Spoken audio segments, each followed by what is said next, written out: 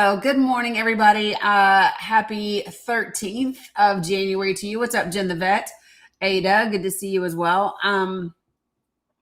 Folks, I got a lot that I want to talk about today. I'm going to go over just a few, I guess, highlights in the news is the way for me to talk, for me to say it. There's quite a few things that caught my attention that I just want to kind of recap, make sure that people are aware of. Um, As you can see at 1 p.m. Eastern Standard Time, I'm going to open up the panel for our friends that are between the river to the sea. At that point, it is your opportunity on TikTok to throw some magic beans their way and give them some assistance. Appreciate you guys. You can always do that directly through my link tree. Okay, so I think what is going to happen is some of my folks, thanks Mel Gray, some of my folks are going to take some of the stuff out of my link tree and drop it into the links on some of the other platforms, places where we are live today. We are live of course, on the main TikTok. We are live on the backup TikTok. We are live. Gotcha, Cheryl. Sounds good. We are live on the Book of Faces, the Gram, the Stack of Sub, the Tube of You, did I say the Book of Faces already? But we are. So 5 different platforms, 2 different TikToks, my main and my backup. So we're in all the places today. Good morning, Black Queen. Good to see you. Happy Tuesday, Laura. Let's get into some good trouble. I'm about that life today. Hey, Melinda. Good to see you. Hello, Bilal, my friend. Bilal, panel in about 90 minutes for all of my friends that are between the river and the sea. Okay. So this is going to be a live that did someone already drop the link? Which link? Good morning, Laura. Which link, Cam? You got to be specific. I almost said Pacific. You know that's not what I say. Hey, Sharon. Sharon, you got to be specific. The link that I'm going to put right now that's going to pop up onto the YouTube side of thing is, so if you all are on any other platform besides TikTok and you want to join the panel and participate in this conversation and in this discussion, you can use that link that I just dropped on the YouTube side of things. I can drop it on the Facebook side as well. For folks, give me just a second. Right. Beach Bum want to be specific. Dear Lord. Let me see. Join the panel. And there's the link. All right. So that's there. So no, I have not dropped any links for the folks between the river to the sea. I will do that at 1 o'clock when I open up the panel. Today is going to be one of the rare days where I'm actually going to ask you all to get busy liking the live. So I got it to join.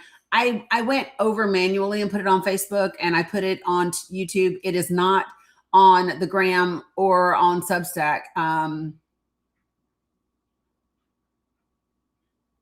Yeah, for on Facebook and on YouTube. Yes, Cam, 100%. 100%. So this is going to be one of the days. I usually don't say, hey, you guys, make sure that you share stuff out. I'm going to ask you to do that today. And the reason I'm going to ask you to do that today is because I have a lot of really, like a lot of facts and a lot of information that I want to get out. I'm going to be talking about a lot of the people that you see in this picture. So for you guys over here, the picture's down here. For you guys over here, the picture's up here. But maybe I should put it over there. I don't really know. Let's just see what that looks like. Yeah, let's do that. How about that? So now when I point up, everybody's looking at the same places. That's great. Love that. Appreciate you guys for helping smash the TikTok goals. So let me just say this. One of the things that I'm struggling with is whether or not I'm going to actually play audio. Because what has happened is every day that it doesn't show me live on the Gram. I don't know. It should, because I put the stream key in there. So it should show me there. Amy.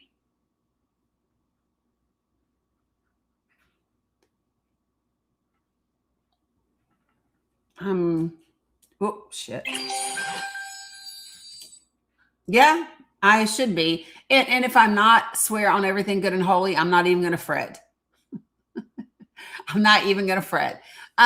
So one of the questions that I have for people today, and the questions that's the prompt is, does any of it matter to you? And the reason why I said any of it, even though that's a very broad statement, is because, thanks, Amy, I appreciate it. It's because there's a lot of information out there, and I feel like, um, Diddy, blessed and grateful. Yeah, that doesn't surprise me. And so where's the Davy Dave, I don't know that there is a line. Good morning, Misty. Good to see you. So I think one of the things that I would rather do is read Jack's deposition and we can talk about it as we go. The links to listen to the deposition, the links to the transcripts, all of that is in the link tree already for you. So you should be able to do that, fairly successfully and navigate it. Yep, Cindy, I got it. So I appreciate that. Good morning, happy girl. Good to see you as well. So listen, folks, I know, like facts, for example, he's spending a lot of time going over new allegations and new information that are coming out around Jeffrey and Donald, right? And around Jeffrey and all the people that are involved in all of it to start with. And I believe that all of that is information that needs to come out. I think all of that is information that is important, that that the folks involved need to be prosecuted. Like, I believe all of that with every fiber of my being. I guess this is the thing that I'm really and truly interested in. If there is somebody that has previously voted for Donald Trump and you currently still support Donald Trump and this, and this regime and this administration that he's the head of, right? Then one of the questions that I have is, does it matter what's in those files? Would you believe, if it came out in the files, that all of the allegations and all of the things that have been said about Donald and his participation with Jeffrey and all that, like, if all of it came, would you believe it, even if everything was released and unredacted? Like, would it matter to you? Is like, it's a question that I just have for folks that still find themselves supportive of Donald as an individual. Good morning, Mama. And supportive of this regime, this administration, this, I call it an organization, as in like, might as well be like the Gaudis, the Gambinos, the whatever, because it's definitely not a regular governmental administration, right? So if you are a Trump supporter, sorry guys, I'm trying to update this TikTok thing. If you are a Trump supporter, if you are an individual that supports this administration and things like that, my question to you is, does it matter to you? Hey, Gabe to Babe, does it matter to you what may or may not be in the files? Like, is there anything that could come out in those files that would make you, change your positions? You know what I mean? That's the question. Because I don't know that that's a thing for people. I just don't know that to be the case, right? Good morning, A Drive. Ricardo, you say no. Okay, so let me ask this question. So Ricardo, you say no, it wouldn't matter to you. So what part about that? Why is that? I don't care who's in the file, Ed. It doesn't matter to me. My question is I don't care if there's Democrats, Republicans, independents. I literally give zero fucks about political parties. My question is, this is the question, okay? Anybody that is in those files, right? And you can't cherry pick. You can't say, oh, well, I'm going to believe this about this person that's in the files, but I'm not going to believe this about this person that's in the files, right? So like what we can't do is separate people whose names are in the files, right, based on their political affiliation. Right? So the question is very simple, so listen, if you're in the comments and you just want to talk about Democrats and Republicans and you're not here for like any real discussion, you'll probably end up getting muted, not because you maybe disagree with me on any points, but it's because you're not here for like a real productive conversation. And that to me is what's important, right? So there are lots of other places where people like to rage bait and they like to scream Salam Astrid and they like to argue with each other. This is not that space, right? So I think that it's really important that you know the space that you're in, and how things are done. So the question is this, okay? If you voted for Donald Trump, if you voted for the current administration, right? Is there anything that may potentially be in the files, right? Is there anything in those files that could make you change your mind? If you found out that there were facts in those files that demonstrated that the president, right, was involved in any of their things, right?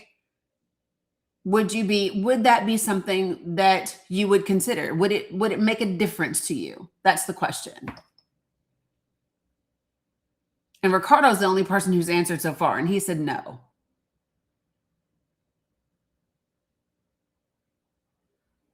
So I'm guessing no.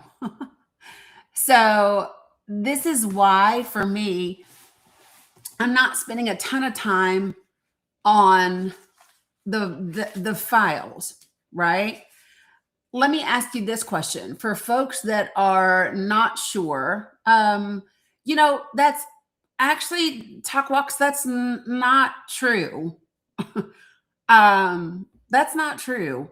It's a very generalized statement, but that's not 100% accurate. And I think it's really important for people when people say things like nothing will ever happen. I'm a big believer in watching the words that you use and the things that you say. I don't ever say that nothing will ever happen or no one will be held accountable, because I want the exact opposite to take place. I want people to be held accountable. I want things to happen. So therefore, I'm not going to speak that it's never going to be so. I just don't find that to be helpful. Folks, and do me a favor, please don't argue in these damn comments.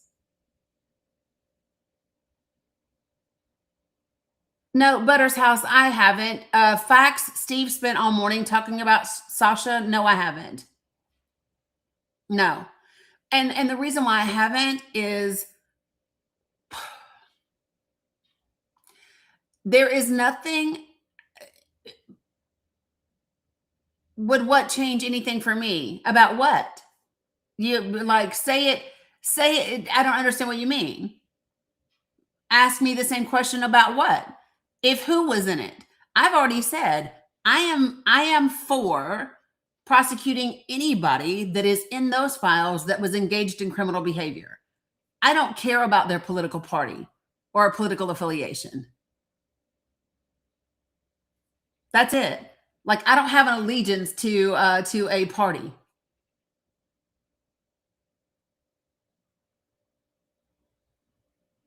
Period. Right?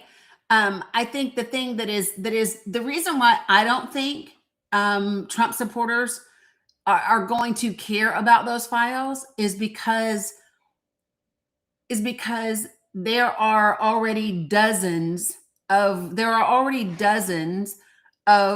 individuals who have come forward with allegations about the president of the United States, right?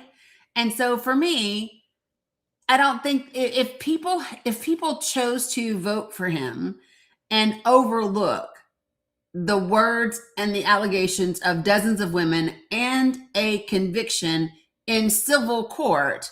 Nope. See, Shizlo, this is where you needed to let me finish, right? And a conviction in civil court where he was adjudicated guilty. And if you read the judge's comments on that case, the judge actually spells out and says, yes, he was found guilty of what we would consider to be the criminal equivalent of rape, right? So that's not an allegation. That's actually a court case where evidence was presented, And that's what he was found. That's what he was found liable for, right? So that's not an allegation. That's a thing. And the question becomes, how do 30 something women of various ages at various stages, right? And these allegations go back decades upon decades upon decades, right? So how does that, no, he was found liable for essaying E. Jean Carroll. You need to read the court case if you haven't. You need to read the court case if you haven't.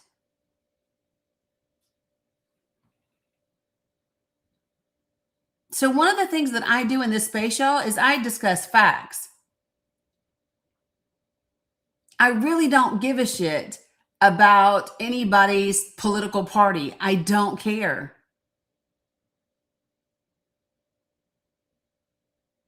And that's going to be the difference between me and some of you. And in my opinion, that's the difference between a patriot and a nationalist. That's the difference. Let me say that again. That's the difference between a patriot and a nationalist. A patriot actually understands that we care about the entire country as a whole, right? Regardless of political party, and that just because it's the United States is doing it doesn't make it right. Good morning, Susan. Good to see you.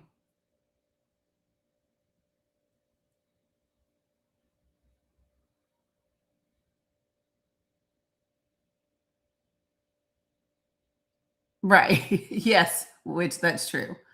Right. So somebody asked me, why do I only have Republicans in this picture? The reason why is because the people in this picture are the people involved in the events that I'm going to discuss, right?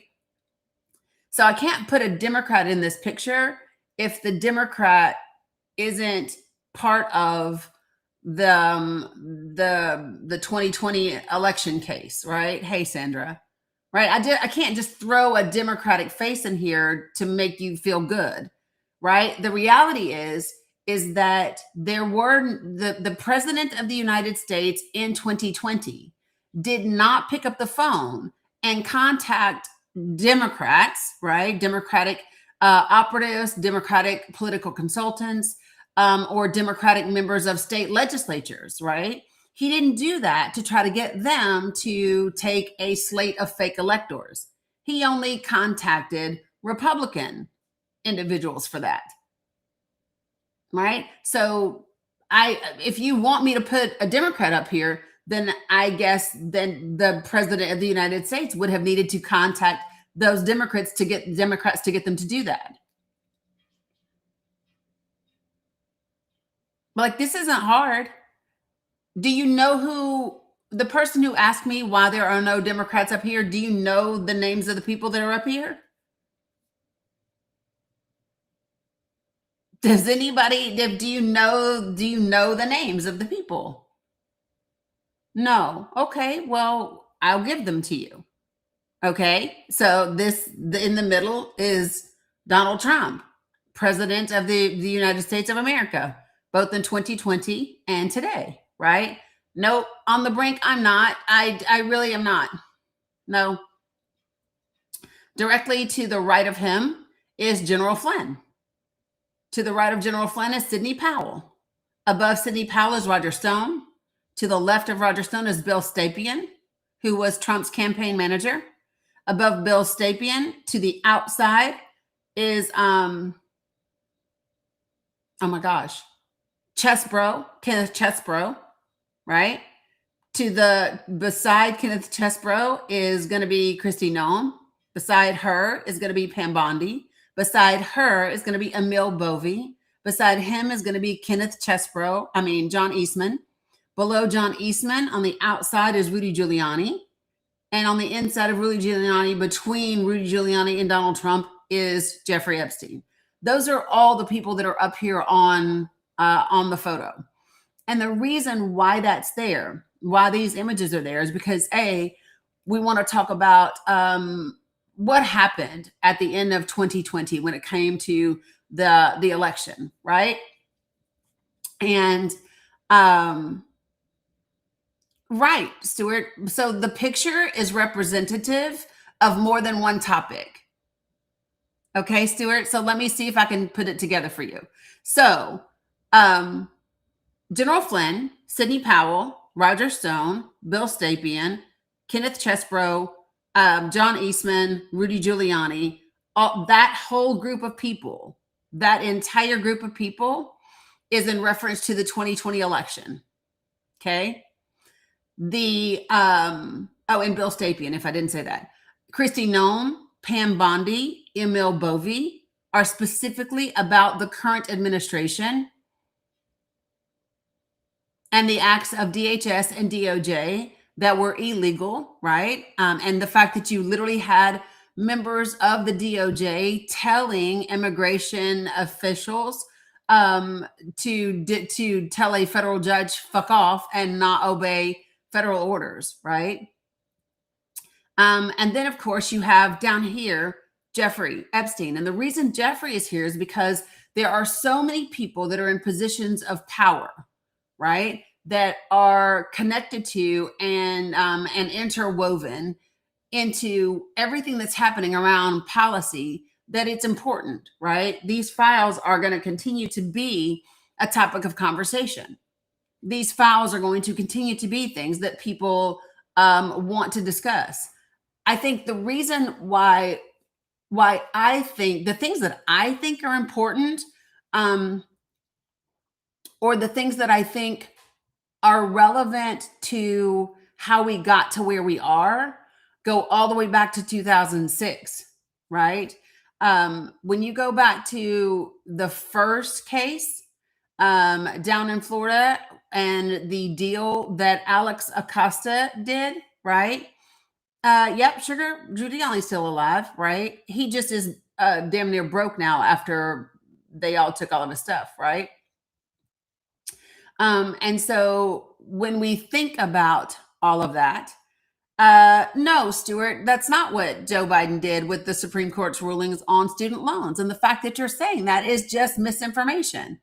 If you are actually interested in the facts, you would know that. Nope. The Supreme Court ruled that his first plan for student loan forgiveness, he could not follow through on. So what did they do? They altered the plan until it met the legal requirements, and they did it a different way. They still achieved student loans debt, right? But they changed the method in which they were doing it. That's not difficult to understand.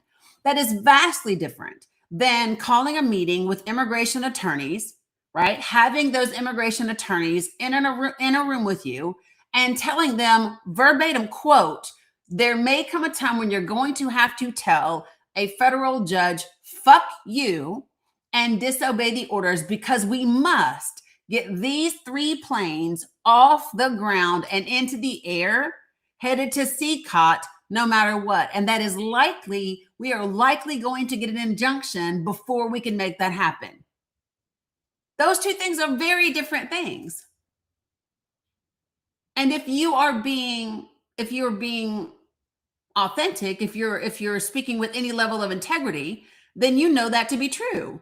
It doesn't matter whether you like Joe Biden or you don't like Joe Biden. The fact of the matter is he never said, hey, DOJ attorneys, tell the federal judge, fuck you, or tell the Supreme Court, fuck you, so that we can go on and do it. Like, if that was the case, Stuart, if that's what he was doing, then there would be no student loan debt now because he would have gotten rid of all of it, regardless of what the Supreme Court said. But that's not what he did he? Nope. Didn't happen. That's why facts are important, Stuart. Not your bias, not your prejudice, but your facts. Period.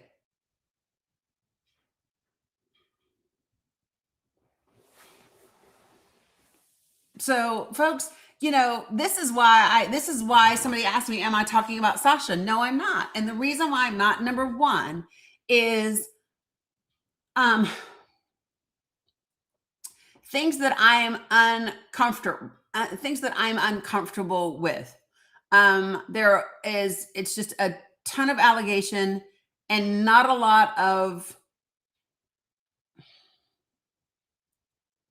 what I think is that it's another victim that should absolutely be taken seriously, that should 100% be investigated.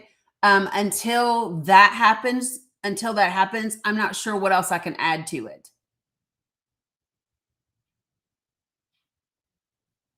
You know? Um, yeah. So sometimes we do block trolls, and sometimes we don't. It just depends upon what's being said. And there are moderators in here that normally do that. Morning, she's now. Um, so yeah. So like the reason why these things are really important. Um, let me take a look at what I got. Okay. So good morning, Yaya.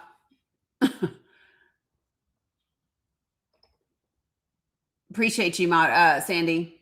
See, Sandy went ahead and took care of Matt. So we usually will give people time to figure out the type of space that they're in and get them get their shit together before we just kind of get rid. Morning, Louds. Um, Republicans are the majority for a reason. We didn't gain uneducated people. I'm not sure what you mean when you say we didn't gain uneducated people. What does that mean? Hey, Nance, good to see you. I don't know what that means. And when you say Republicans are the majority for a reason, yeah, but the same way it's Democrats were the majority for a reason. Like, dear God, can we not act like a particular party is the end all, be all, save all for everybody? Because it's just not the case. Stuart, you said you could care less about Joe Biden. Obviously not, though. You brought him up. And you don't know anything about my perception of constitutional law because I haven't discussed it. I haven't discussed constitutional law in this live. So you have no idea what my perception of constitutional law is. Haven't discussed it, right? So apparently, A, you do care about Joe Biden because you brought him up, and you brought him up by misrepresenting facts around the Supreme Court and student loan forgiveness, right? You did that, not me. I didn't discuss constitutional law, nor have I discussed ideology at all. What I discussed was political party and the fact that I don't give a shit whether you're Republican or Democrat when it comes to the facts.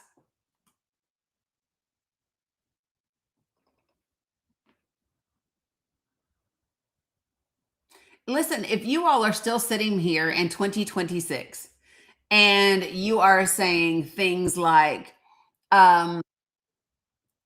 if you are sitting here in 2026 and you are saying things like, once the Democrats lose, blah blah blah blah blah, then things will get better. You are clearly not interested in the state of the country because newsflash, when ICE is knocking on your door, when your temporary protected statuses are being removed, when you are paying for your groceries, when your health insurance premiums go up, right? When all of those things transpire, nobody is asking you what your fucking political party affiliation is. Nobody's asking you. Nobody gives a shit if you are a Democrat or a Republican when you go to get your health insurance. It's simply not a question. And if you're still sitting here talking about Democrats versus Republicans, you're missing it.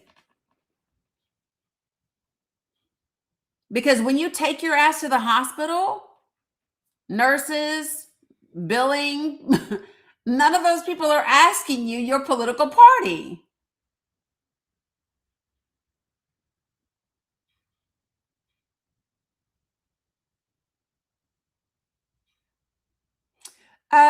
USMC retired. I'm not sure why you believe the word liberal is supposed to be like an insult. So when you're to the literal meaning of liberal is to be open to new ideas, right? And to support liberation, which not an insult. Not an insult. True, J. Robin, 100%. Now, USMC retired, if you would like to discuss the merits of the Affordable Health Care Act, right? We can do that. If you would like to join the panel and discuss the merits of the Affordable Health Care Act, we can do that. All you got to do is request to join the panel and I'll bring you up. Okay? Let me know. So I want to double check. I've got Susan that has requested. Susan, I want to make sure that you know the link that you've clicked is a link to join the panel. So like to actually come up on the panel and have a discussion. I just want you to know that that's the link that you've checked. Well, let me tell you something. The Affordable Care Act is number one, there's nothing that's ever going to be perfect, but it's not everything that it could have been because the Republican Party intentionally blocked parts of it. Like it's nowhere near what it was originally designed to be. Good morning, Milton. Appreciate that. Yeah, 13th really is an eye-opener, isn't it? So do you understand? So if you're not happy with the Affordable Care Act, then blame the Republican members of Congress who said we're going to do everything we can to ensure it doesn't get passed. No worries, Susan. No worries.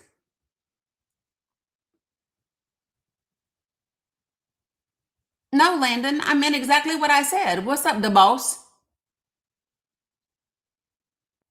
Again, Landon, if you would like to discuss the Affordable Care Act, feel free to request to join the panel and we can do that.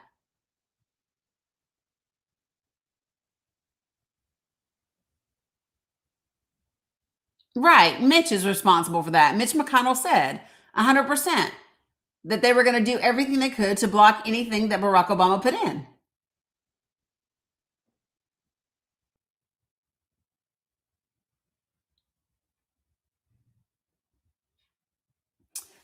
Stuart, you say I am neither Republican or Democrat if and when the discussion of everyone paying into the system, no exceptions, then we can talk about universal health care. I am neither Republican or Democrat if and when the discussion of everyone paying into the system.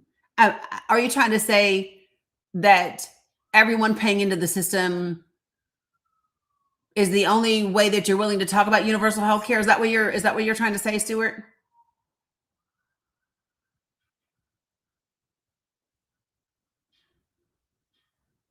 Milton, the link is in the chat. The link is in the chat. I put it over there in the Facebook chat.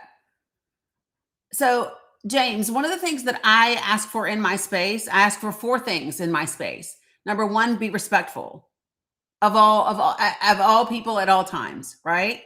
2, don't use slurs of any kind. If you use a slur in my space, you'll be muted and booted from my live. Number 3, don't spam my comments. Yes, Ashley, I've heard about Sasha Riley. Yep. Don't spam my comments because it's not productive. It jacks things up in the space, and it hurts the algorithm. And number 4, don't type in all caps because all caps are reserved for moderators and my folks that are vision impaired. Okay. So James, first of all, I believe what you're referring to is the Affordable Care Act, right? And second, I think you're referring to President Obama or Barack Obama, right? Because, and I'm sure that this is not what you intend, right? But when you say Obamacare, it makes it sound like you're trying to reference mammy, which could be seen as a racial slur and indicate, James, that you're a bigot. And I'm sure that's not what you intend. So I just want to make sure that you use the right language so that people don't assume you're a bigot if you're not.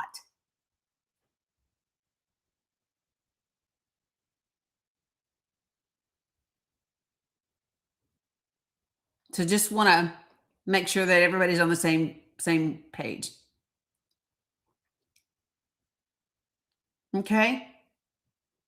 And James, the link is in the comments on YouTube as well if you would like to join. Well, then don't listen. That's okay. I'm not surprised.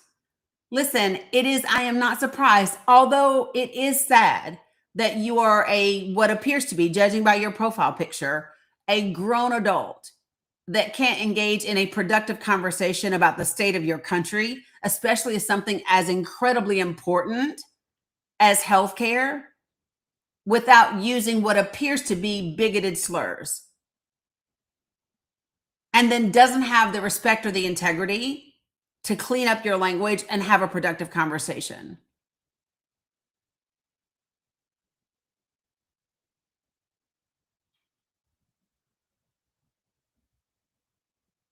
Again, for anyone who doesn't get it, good morning, Geraldine. For anyone who doesn't get it, liberal is not an insult.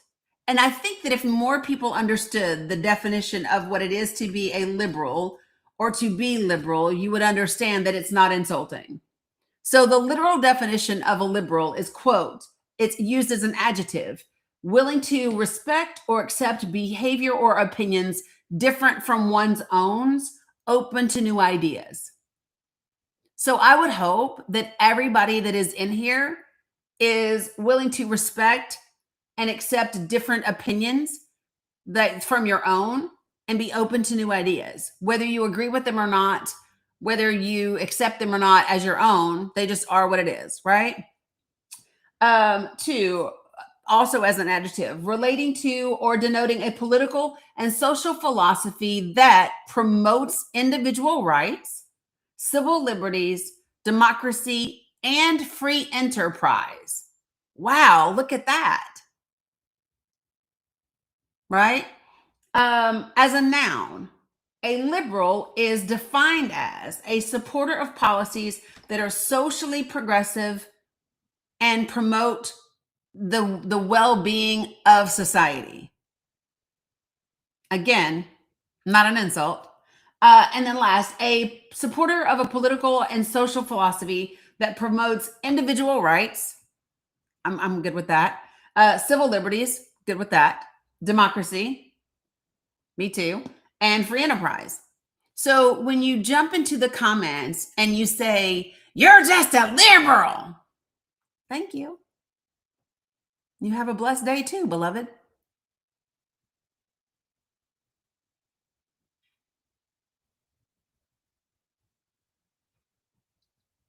So, Debbie, I don't know what it means when you say you used to vote liberal. What does that mean, even? So, you used to vote for civil rights? You used to vote for individual rights, and you don't want to do that? Tommy Brown, that's actually not accurate. So, let me provide a little perspective.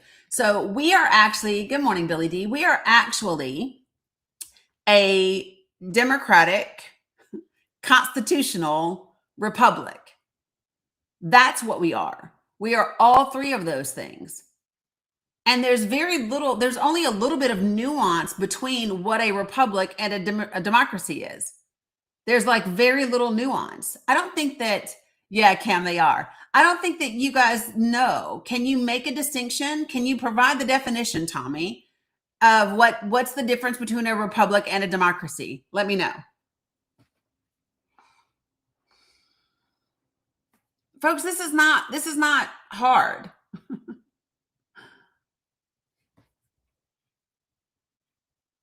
That's not what you meant, Debbie? You'll have to explain what you meant. Um, Jay, I'm pretty sure that's not true. Jay just said our forefathers hated the idea of a democracy. I'm pretty sure that's not true because they created one with a whole ass constitution.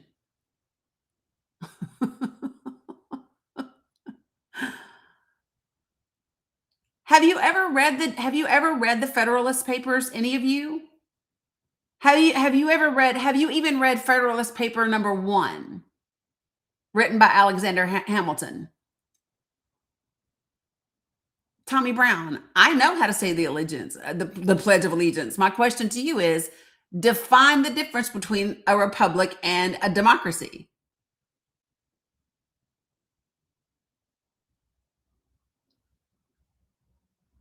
No, that's not my job, Stuart. That's not my job to read the definition of both. No, it's not. My job is to host the show. That's what my job is. And to provide the information that I intend to share. My job is not to read the definitions when someone is in my comments indicating that they know the difference, right?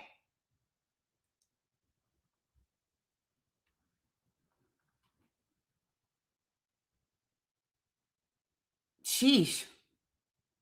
No, I mean I can. I'm just choose not to. This is not hard, people. No, I can look it up. I don't want to, nor do I need to, because I know the difference between the two things. That's why I know that we are actually not just a republic or just a democracy. We are literally a democratic constitutional republic. And all three of those things engage together. LaRonica, that's YouTube over there.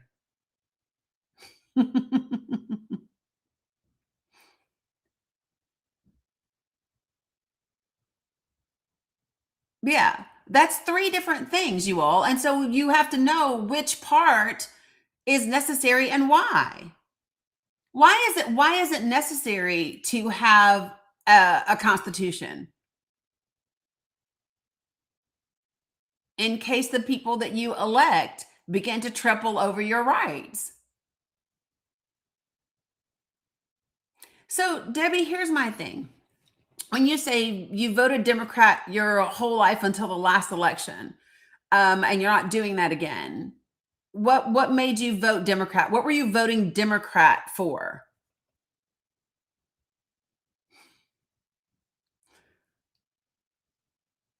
So again, folks, I just want you to understand, if you're in here because you're like, MAGA till the day I die. Okay. Like, I don't care. I literally, like, if you love Trump, cool. I don't care. The question is, do you love Trump more than you love your country? Do you love a single party? Do you love the Republican Party, the Democratic Party, or Libertarian Party? Do you love a political party more than you love the country? That's the question. Oh, yeah, Geraldine, there are. That's the question. And if you're not interested in the parties, you might want to be interested in the facts. And if you want to be interested in the facts and the things that have happened in this country, like for me, one of the most important things that we must accomplish in 2026 is Gen Inspires, is the restoration of checks and balances.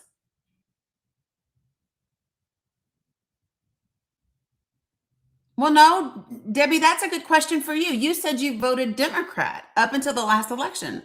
So my question is, what were you voting for? What were the values? What were the policies? What were the ideals that had you voting Democrat at that time? That's the question that I'm asking.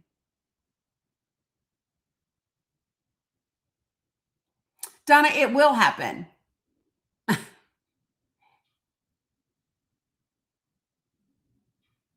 How many of you all know that this administration has lost 2/3 of its court cases?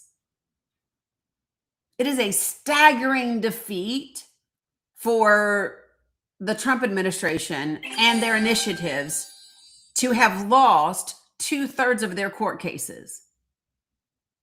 What does that mean? It means that the Democratic Constitutional Republic is working more so than people and the news would like for you to believe.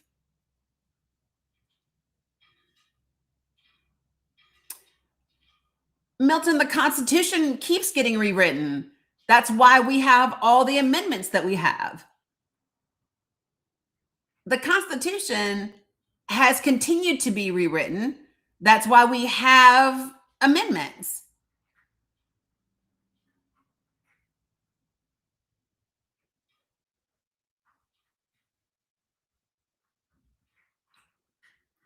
Well, no, no, Bear, not true.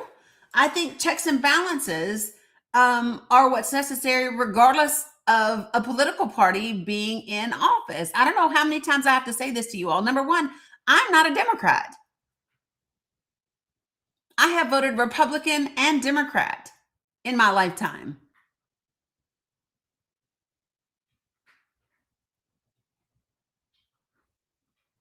Written by Congress, Milton. So listen, everybody needs to understand something. When we talk about the amendments to the Constitution, in order to amend the Constitution, not only does it have to pass Congress, the House, and the Senate, but then 37 of the 50 states have to actually ratify it as well. And then that amendment then gets added to the Constitution.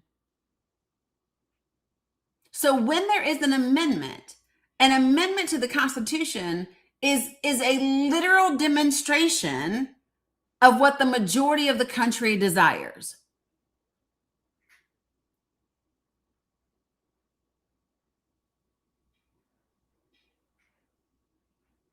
Right? So Roe v. Wade was never in the Constitution. Roe v. Wade was a court case. And when people say things like Roe v. Wade was overturned, that's actually not the best way to describe it. What happened is the Dobbs decision, right? That case, the Dobbs case, right? When the Supreme Court made the ruling that they did, then they pretty much ignored the precedent that had existed for 50 some years. Because Roe was never codified into law, Congress had nothing to do with it. That's it. This is why it's so important for us to, alaikum salam, Muhammad. This is why it's so important for us to know exactly like what we're talking about when it comes to the judicial branch versus the legislative branch versus the executive branch of government, and how we are the way we are, how we got to where we are, and what that looks like.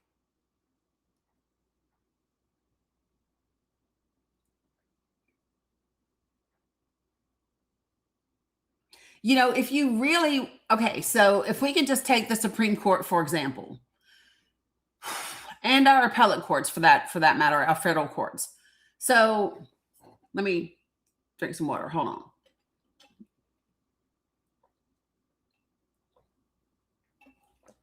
Okay. All right. So Bear over here on YouTube says the courts are crooked.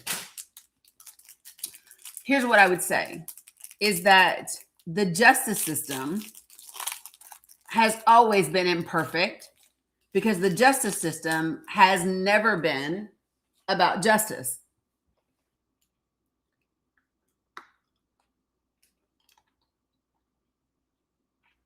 Well, when you say the Constitution needs to be rewritten, the way that you rewrite the Constitution, the way that you change the Constitution is through amendments. That's the only way you can change the Constitution is through an amendment. What happened? What happened?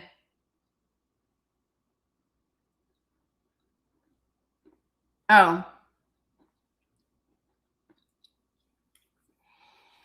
Guys, I already know about Sasha Riley. We're not talking about Sasha Riley in here. There are a lot of other creators that are spending a ton of time talking about Sasha. I am not one of them. So please don't distract, okay?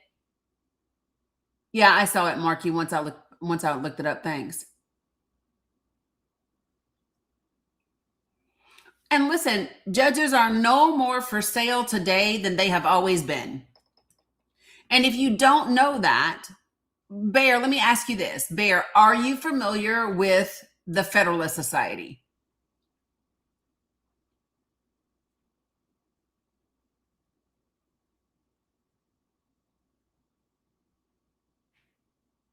Lisa, just not right now. Please don't, because it will take people down a fucking road and I don't want to go there.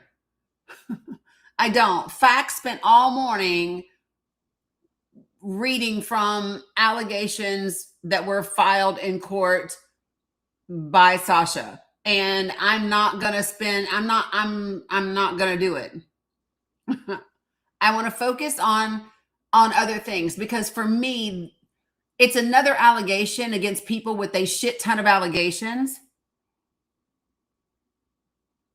That's what it is. It's another allegation against people with a shit ton of other allegations. And one more allegation doesn't change what already exists. You know what I mean?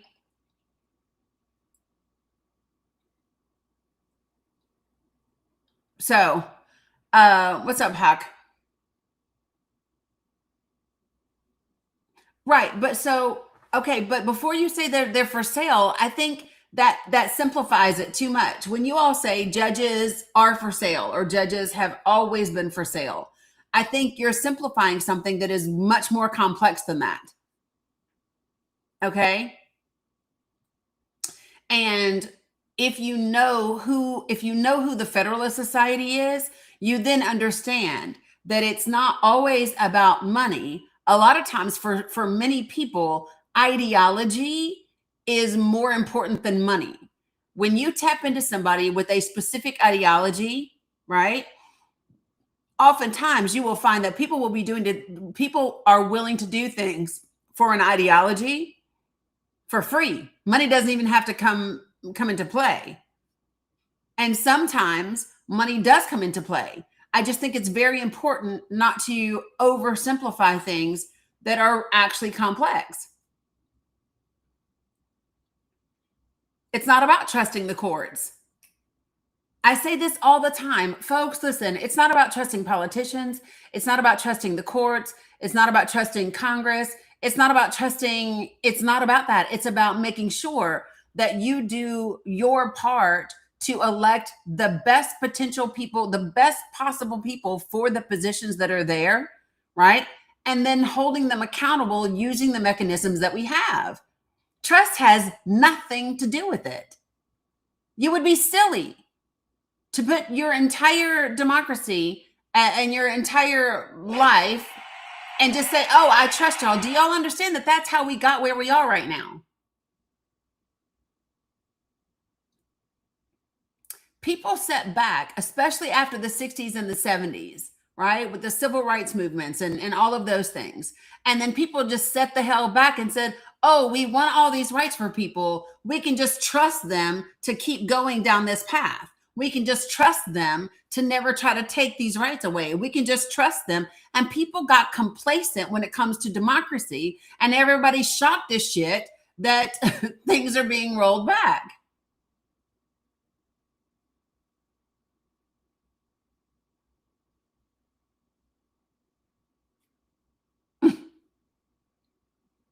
I'm just saying.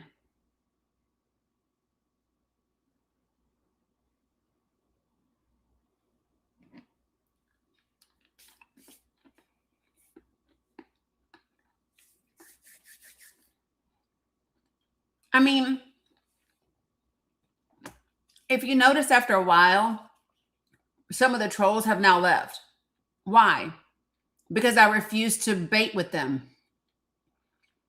I refuse to argue about MAGAs or Republicans or Democrats because we got bigger problems, people. We got bigger problems.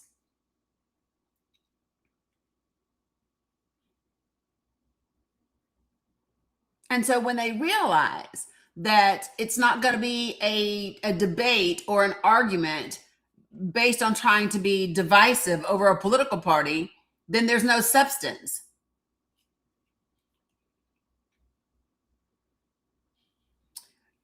Hey, Tiffany, appreciate you. So I'm not saying the same thing that you are. So here's the difference, Bear, with what I'm saying. I don't ever walk around saying things like the courts are corrupt or the judges are for sale or da da da da da da da. Number one, because none of that's helpful. How does just saying that do anything? How does that help us? Please tell me how talking about how bad shit is or what exists helps us.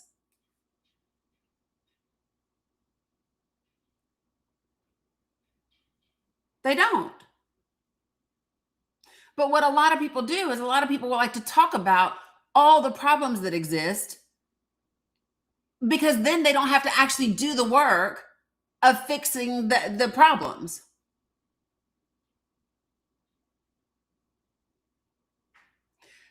So,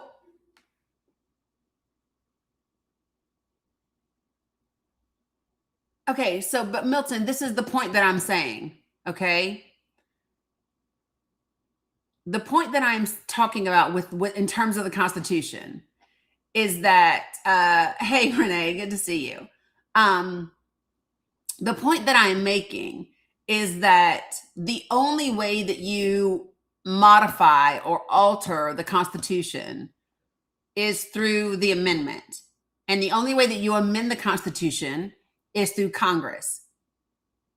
So if you're gonna amend the Constitution through Congress, it might be a really good idea to make sure that you know the people and the policies of those people that you're voting into Congress. And that means you have to look further than just if there's a fucking R or a D beside their name, because that doesn't tell the whole story.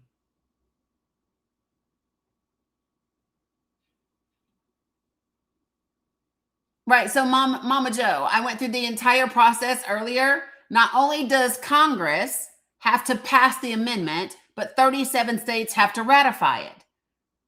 But the reality is that no, I disagree, Mama Joe. The Constitution absolutely needs amendments.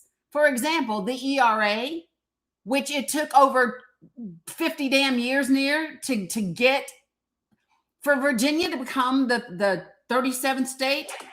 Do you know Virginia didn't even choose to ratify the ERA until 2020? Tell me why it took 50 damn years, right? For 37 states in this country to believe that women should have equal rights.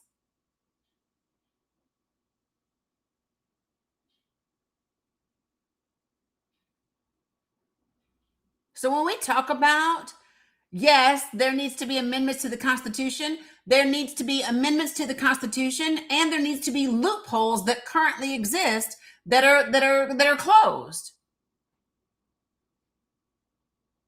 If there's a single woman that is watching this live, I don't give a shit your race, your ethnicity, your class, your political affiliation, and you want to know why in the United States of America you don't have constitutional equal rights, you need to go ask the GOP members of Congress that blocked it. And I want to say the last time was in 2023.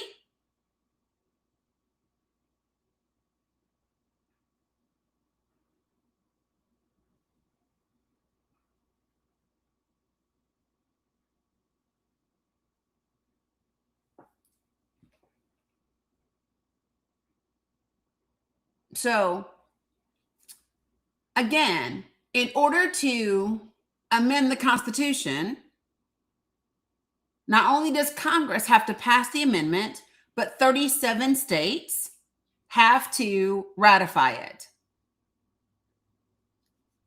Outlaw ways. In what way? I don't know what you're asking me about when you say in what way. I don't know what you're asking.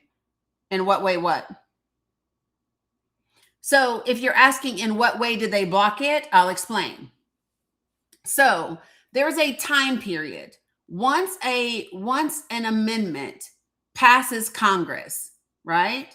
Once an amendment passes Congress, there's a 10-year period in which 37 states have to ratify that amendment so that it can be added to the Constitution. If it does not get ratified within that time frame, because that's I think it's 2/3 of the states beach bum want to be, right? And so if it doesn't happen within that time, then it doesn't happen. And so what was being proposed at the time was for there to be a measure passed that would waive that 10-year time, right? So Democratic members of Congress had introduced a resolution or a bill or whatever to waive that 10-year requirement so that the ERA could then be added to the Constitution.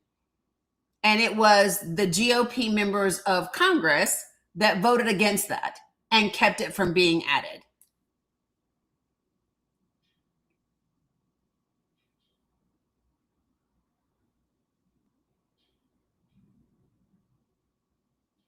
You know?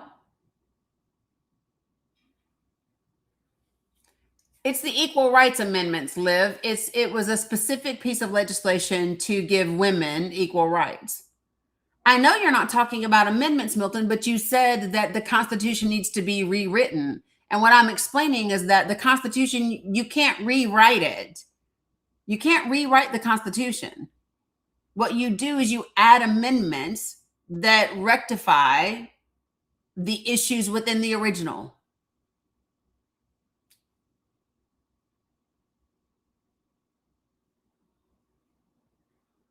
So that's what I'm saying.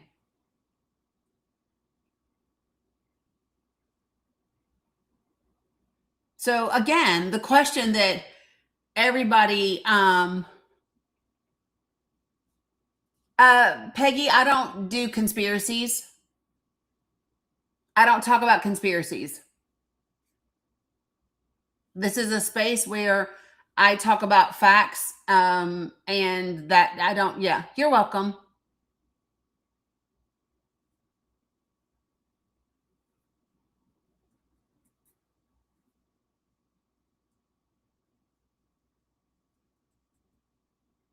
Yeah, Edith, I have no clue what you're talking about.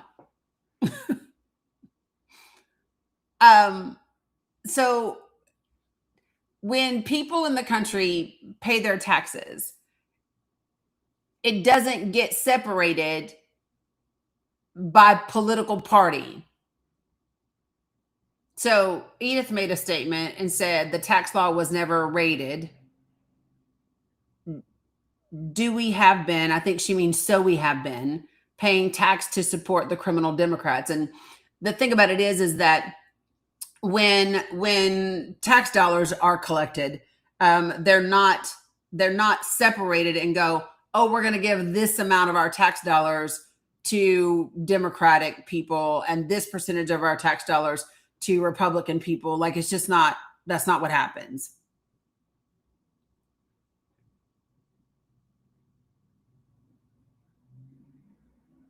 So you either don't know how that process works, or you are so interested in being divisive over Democrats and Republicans that you're missing the big picture. That the only time you are benefiting from tax shit ever is if you are in the top 1 to 5%. Other than that, like Edith, unless you're making a half a mil or better every year, you're in the same boat as everybody else, regardless of your political party.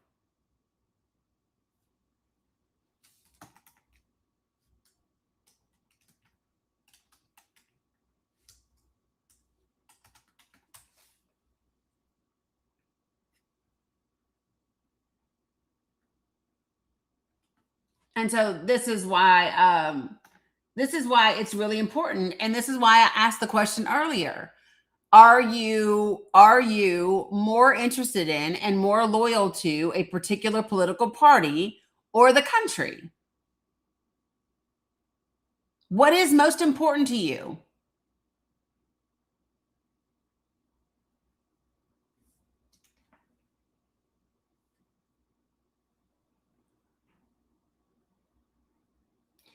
And again, the Constitution wasn't rewritten in 1951, right? What happened in 1951 was the ratification of the 22nd Amendment. So again, they didn't rewrite the Constitution, they added an amendment that altered what the original document said. It added to, it amended.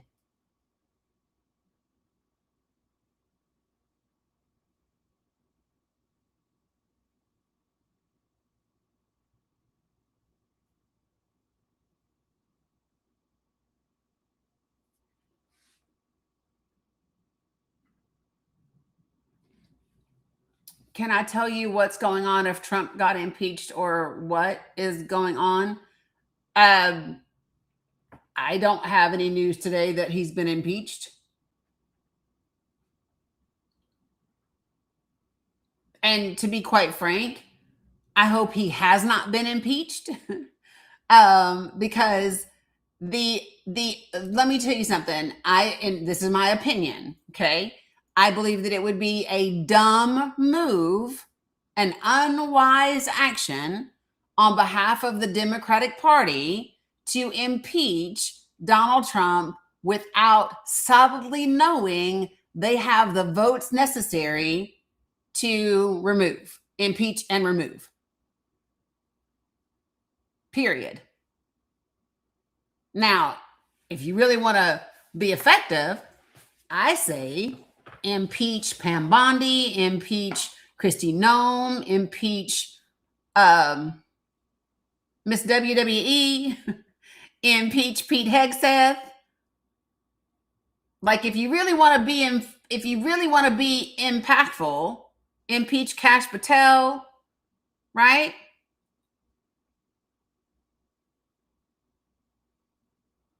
That's who I think should be impeached, because you are more likely to get those individuals removed than the president.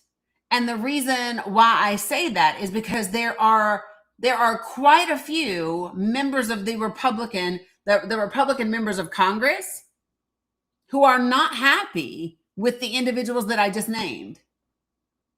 Yep, RFK2. Yep.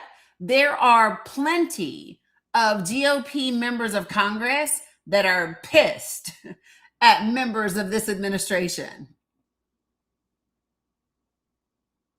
And then you have a greater likelihood of seeing those people removed from their positions. And you see a lesser likelihood that anybody he picks is just going to roll through those confirmation hearings. Do you want to know why? Because we are now, 10 months out from an election. Those senators are going to be a lot more careful and thoughtful in a confirmation hearing than they were a year ago.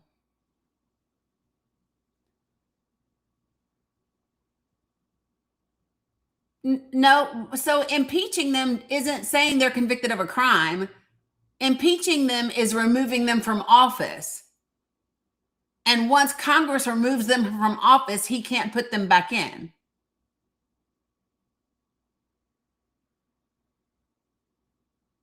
So, well, Edith, let me tell you, what you are is a nationalist, not a patriot.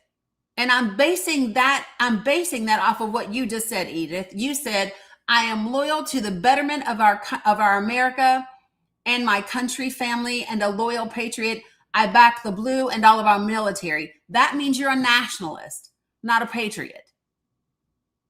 As a veteran, I can tell you that not all of our military should be backed. Some of our military does really shitty things, And some of our military does illegal things just like police officers do. So we don't back people just because of the position that they hold. We don't back people just because they're a veteran. We don't back people just because they're a police officer. That's nationalism, Edith. That is not patriotism. They are two different things.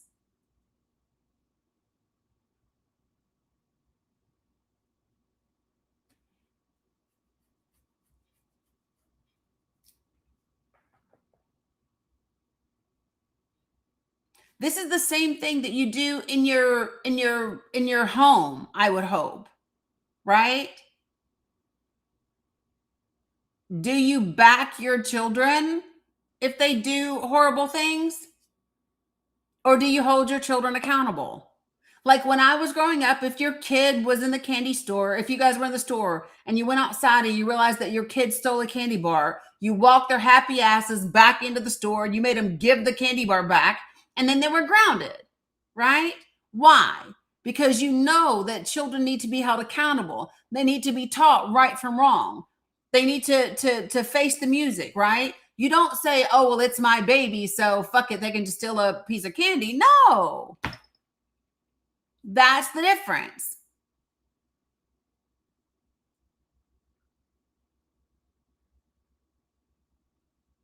You know, I'll tell y'all something. So I'm a bit of a true crime person. Anybody else in here like true crime? I'm a true crime girl. Okay. And you're hilarious, Cheryl. So follow me on this.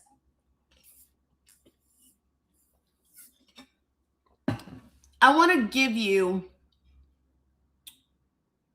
one of what I consider to be right, Edith. But so when you say that that's exactly what you did, what I'm saying is that what you did with your child isn't what you're talking about doing for the country.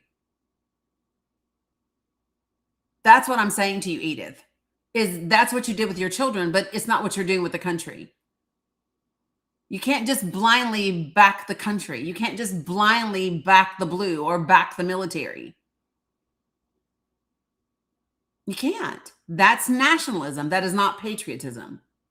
So let me give you all this, what I think is one of the most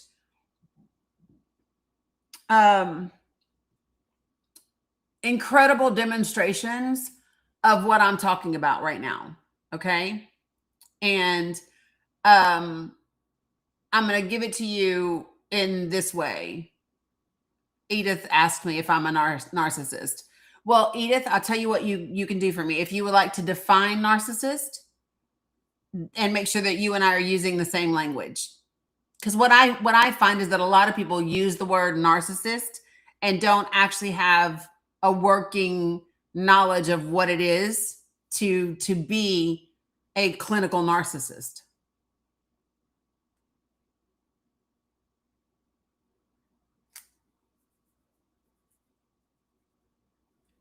Okay, so back to the true crime that I would like to give you as an example.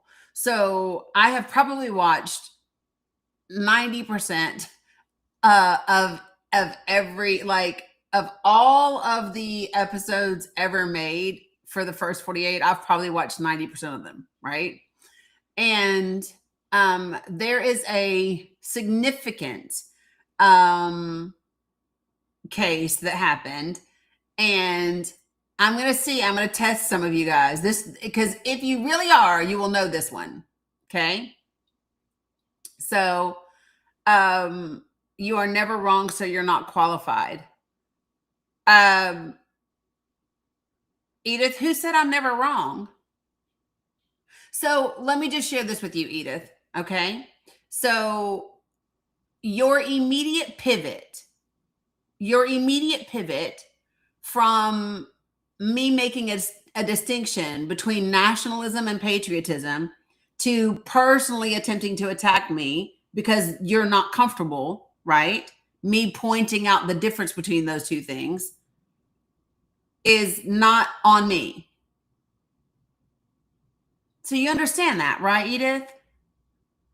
You being upset and calling me names and and now using absolutes and saying you're never wrong and oh my God, you're a narcissist because you don't like me making the distinction that what you're describing is nationalism and not patriotism. That's not on my shoulders. You're an adult, Edith.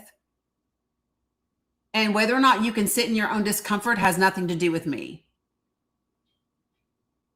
It literally has nothing to do with me. If you read your statement, what you described is nationalism. Nationalism and patriotism do not go hand in hand, Kevin. No, they don't. So here's the thing. You can love your country, but that does not mean that you support everything your country does. No. Part of love is accountability. And we understand that when it comes to our children. We understand that when it comes to our children. We understand that love, well, you can disagree with it, but it's not my definition of nationalism. Like it's literally the definition of nationalism. So if you are saying blind support of the country because it's your country, that is nationalism. By definition. That don't have nothing to do with me. That's literally the damn definition.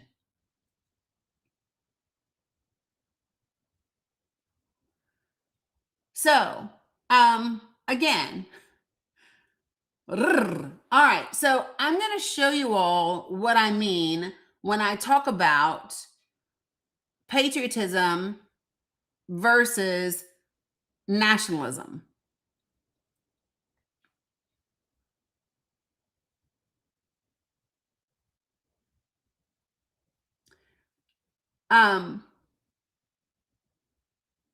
So listen, folks.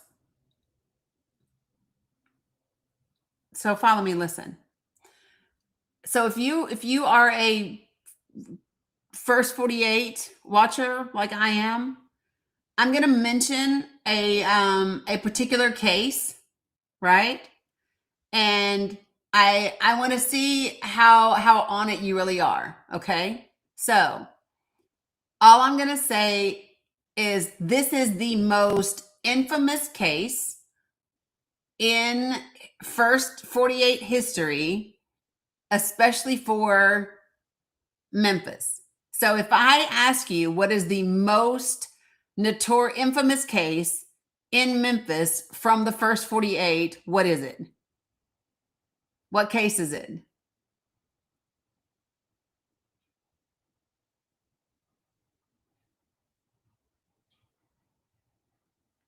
I'm about to find out who's real and who ain't.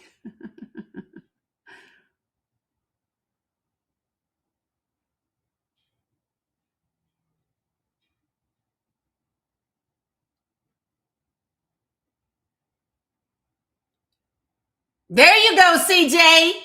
CJ knows. As soon as CJ said, "Oh, what's his other name, CJ? What do they call him? They call him Junior. They call him Junior. Yeah, Junior. The Leicester Street case. Absolutely. That's right.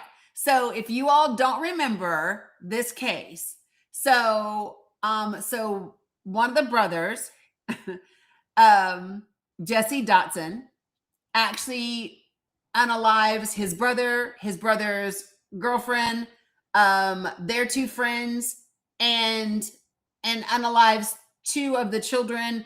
Actually, attempts to unalive three children. And the three children, he actually, I'll never forget the word. Well, no, he pew-pewed the adults in the house, but he stabbed the kids. Okay. And so I want to show you all what love looks like versus blind support and blind loyalty. All you have to do is look up Leicester Street case. It's Jesse Dotson. But let me tell you all how this goes down, okay? And just stick with me for a minute so I can demonstrate the parallel that I'm trying to give you. You ready? So listen. So Jesse Dotson is in the interrogation room, and Lieutenant Tony, I can't think of his last name right now. He's just finished playing because it was the 8-year-old nephew that survived and was in the hospital, and there's a recording. And so when the little boy is talking and he says, yeah, he's on D-Row now, right, Mama Dukes? But so check this out. So they asked this 8-year-old little boy, who did it to them? Who did it to him? And he said, Junior. And that's the nickname that the family called Jesse. Okay. And when the lieutenant's there, he said, what did that boy call you? Who did he say did it? He said, Junior. And you can see Jesse, and he finally admits it. And he says, what did you do to the, and so let me tell you. So then he says, he asks the lieutenant, can I talk to my mama first? Can I talk to my mama? Now, y'all, there is nothing like a mother's love. You want to talk about loving and supporting your children? That's what mamas do. And his mama came into the room and she sat down, and I will never forget this. His mother leaned across the table and she took his hands in her hand and she said, what did you do? What did you do? And he told her. He told her about unaliving his brother and the mama and all of that. And then she looked at him and she said, what about the babies, Junior? And he said, I stuck them. And she said, why? And he said, because they saw me. One of the babies, I think, was 2, right? And I'll never forget his mama standing up, and he came and he comes around and he hugs his mother. She's hugging him. And she says, I love you, right? I love you. And then she sat on the witness stand and told the jury everything that he did. She sat on the witness stand and she told the jury everything her son told her he did. That is love. Love means holding people accountable. Love means you don't just get to do anything, and because you're my son or because you're my country, that makes it okay.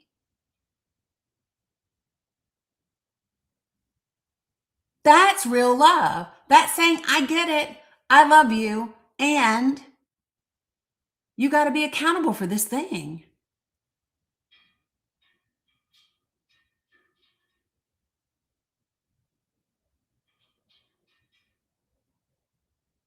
Kev, Rob, listen, ain't nobody about to sit over here and argue with you about nationalism and patriotism and them going hand in hand. What I'm going to tell you is that they are not the same thing. And they do not go hand in hand. I'm not a nationalist. I am a patriot, though. 100%.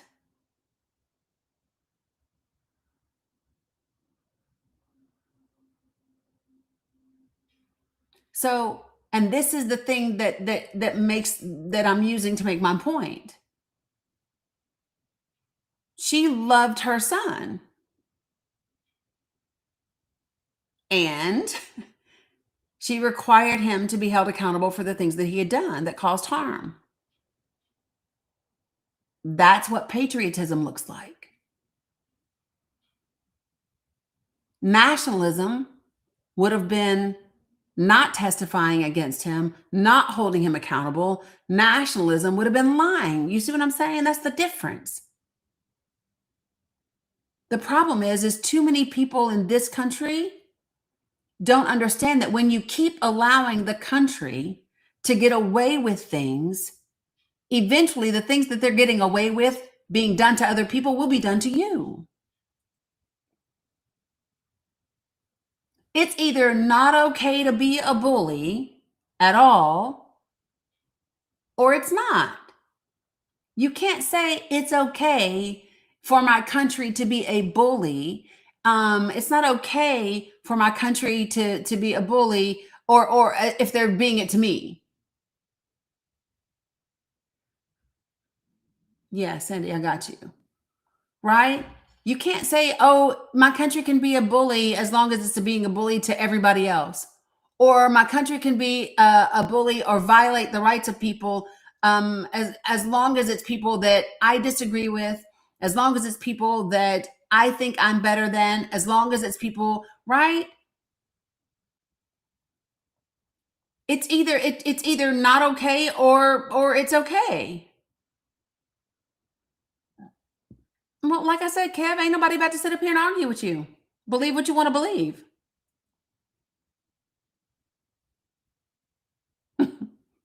I'm surely not going to sit up here and argue with you. You keep saying the same thing over and over again.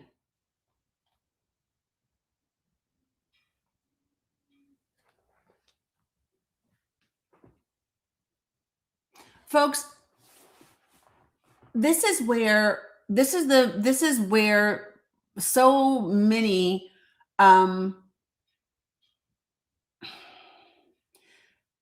the media, the political pundits, the people in Congress, all of those things, right? Um they want everything to be just this or that.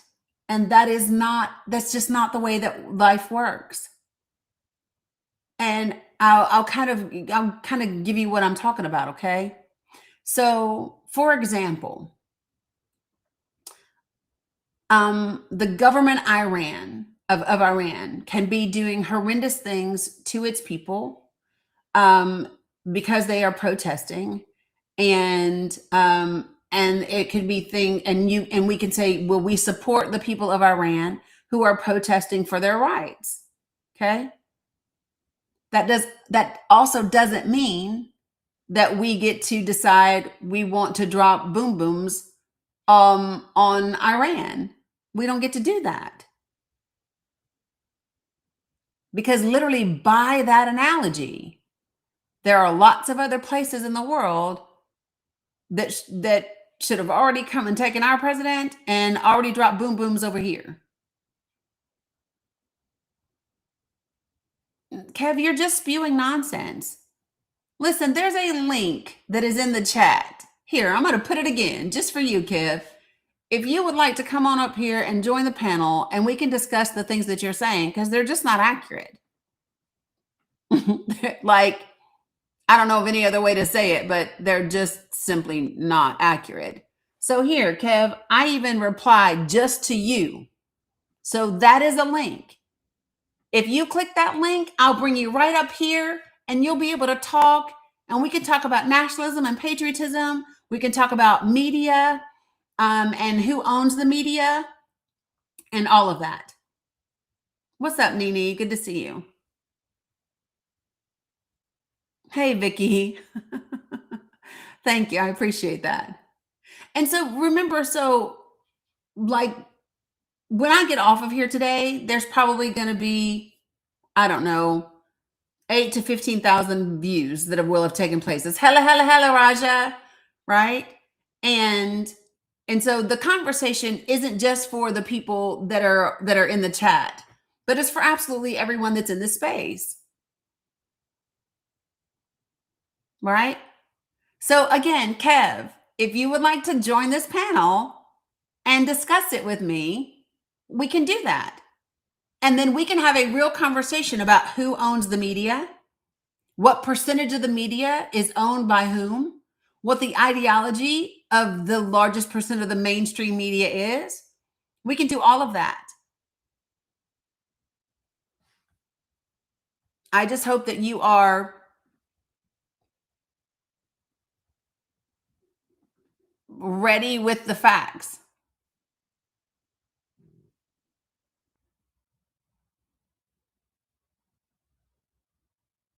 Okay? So,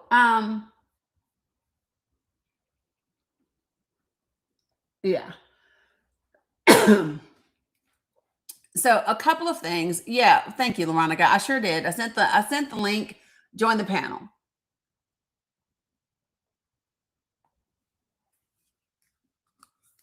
Now,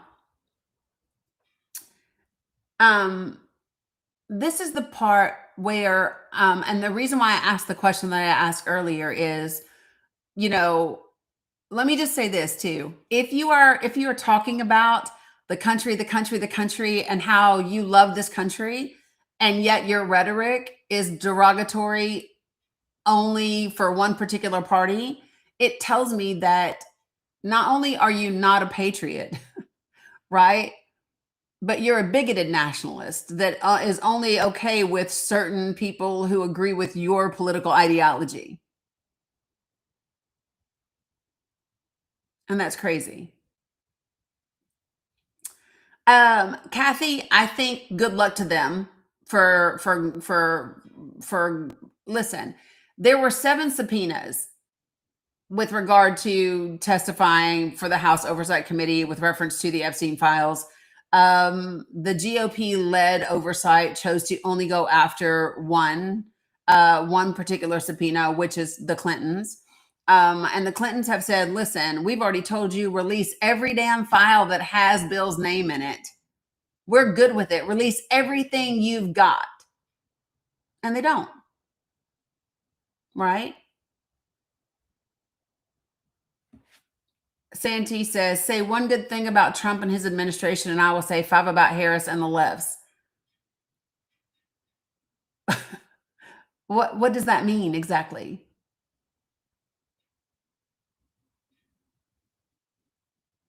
That doesn't demonstrate anything.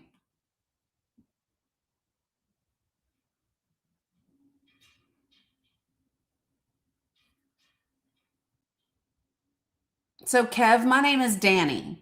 Okay? My name is Dani. Okay? And I didn't ask you what your ideology is. I didn't ask you what your political affiliation is.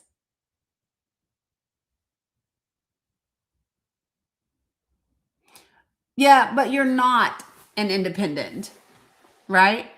And apparently, you're not really that interested in being a patriot. You'd rather sit in the comments and chap with your fingertips than join the panel and have a respectful, fact based conversation. And then lace it with a little bit of misogyny. Bruh.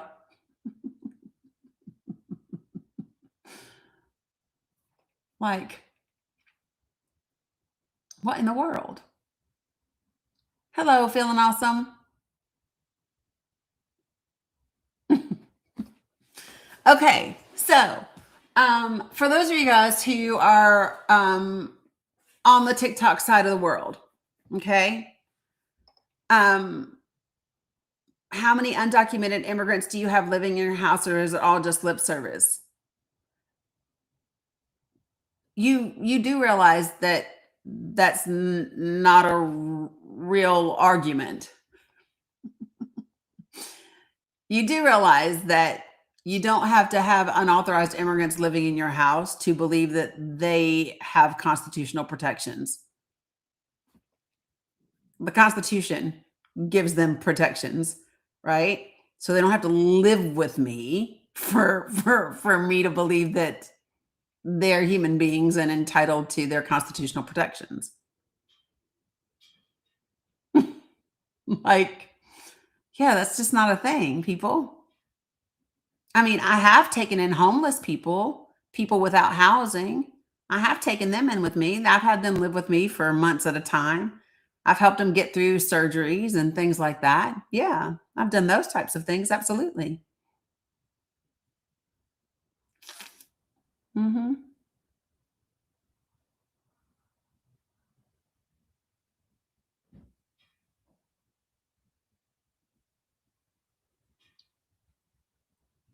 Kev, I'm going to stop being nice to you in a minute because now you're just full of shit and you're starting to irritate me. Okay.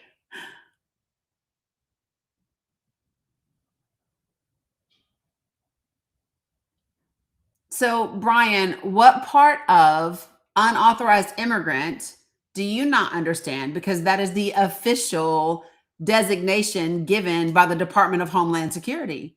If you'd ever read a single one of their reports, you would know that.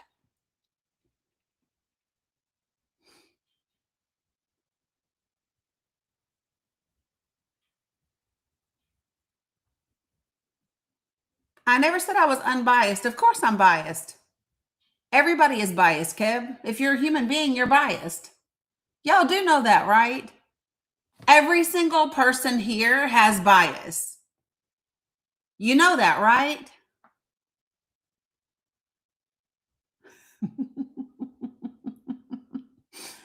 Bias is just something that exists.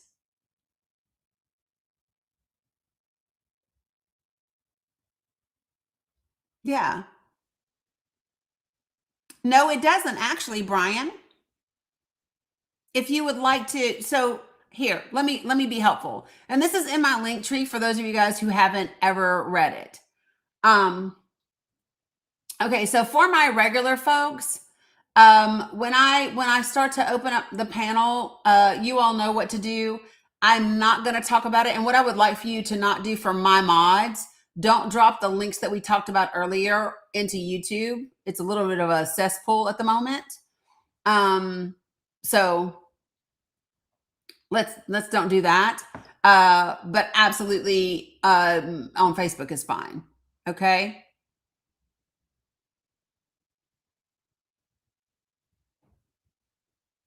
I don't even think that I try so hard sometimes when I'm reading the comments. Okay, so let me do April. Wait, DHS unauthorized. Give me a second. Oh, I should probably let me do it over here so I can share it with you guys. So I'm going to do DHS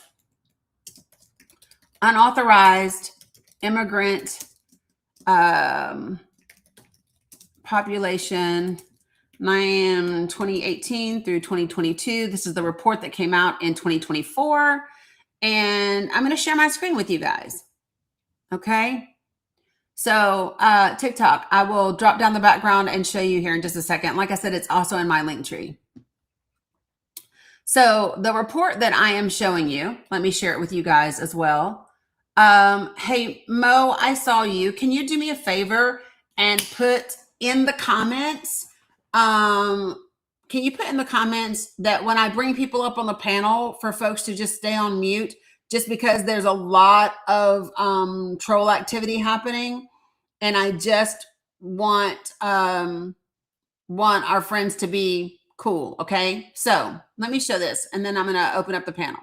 So this report is from the DHS, Department of Homeland Security. Estimates of the unauthorized immigrant population residing in the United States. This came out less than a year ago, right? Office of Homeland Security Statistics. So when you go down here, the thing that is very, very helpful is to start with the definitions. And there's two groups of definitions. Okay. Yeah, Mo, me too. There are legal residents, and then there's everybody else. And one of the mistakes that people make is they assume that if someone is an unauthorized immigrant, that they're here illegally. And that's not the case. Okay. So people who have temporary protected status, people who are DACA, people who are waiting for other forms of prosecutorial discretion, people who are still in the U.S. while they are waiting for removal proceedings in immigration court, all of those people are included in the estimates of the unauthorized population. Even unauthorized immigrants that are getting their legal permanent resident status while they're going through that process, they are still considered to be part of the unauthorized population until that's completed. So it's really important that people understand the terminology that is used when we talk about immigration. You could be here legally, you can be here and be going through the process of getting your legal permanent status, but until you get it, you are still classified as an unauthorized immigrant. What you don't see is any reference to an illegal alien. You don't see that because that is not the terminology that we use when we talk about immigrants, right? we understand that at the time that the law was written, a really long time ago, and it needs to be, redone, it used that phrasing, right? But that's just not a thing. The other thing, this is one of my favorite charts in this document because it gives some really good perspective. So in 2022, we had approximately 11 million unauthorized immigrants in this country. Okay. Now, what a lot of people don't realize is that people come here and then they leave, and then they come here and then they leave. They don't always stay here, right? And so of that 11 million, right, 1.5 million had come here between 1980 and 1990. 3.4 million of them arrived here between 1990 and 1999. 3.9 million came here between 2000 and 2009. And then 2.4 million arrived between 2010 or later. So the vast majority of unauthorized immigrants that we have in the United States of America actually arrived here prior to 2010, despite what the media would tell you, right? Despite what some politicians would tell you. And this is not my opinion. This is literally from the Department of Homeland Security and their report that came out in 2024, right? Another report will come out should be April of 2026, but maybe not. It just depends. But it covers a 4-year period. So the next 4-year period, they might go from then 2020 all the way to 2024 and encompass another 4 years. You can find all of these reports historically archived on the DHS government website. So when we talk about immigration, it's important to know facts. It's important to know the actual terminology that is being used by the folks who run those departments. Okay.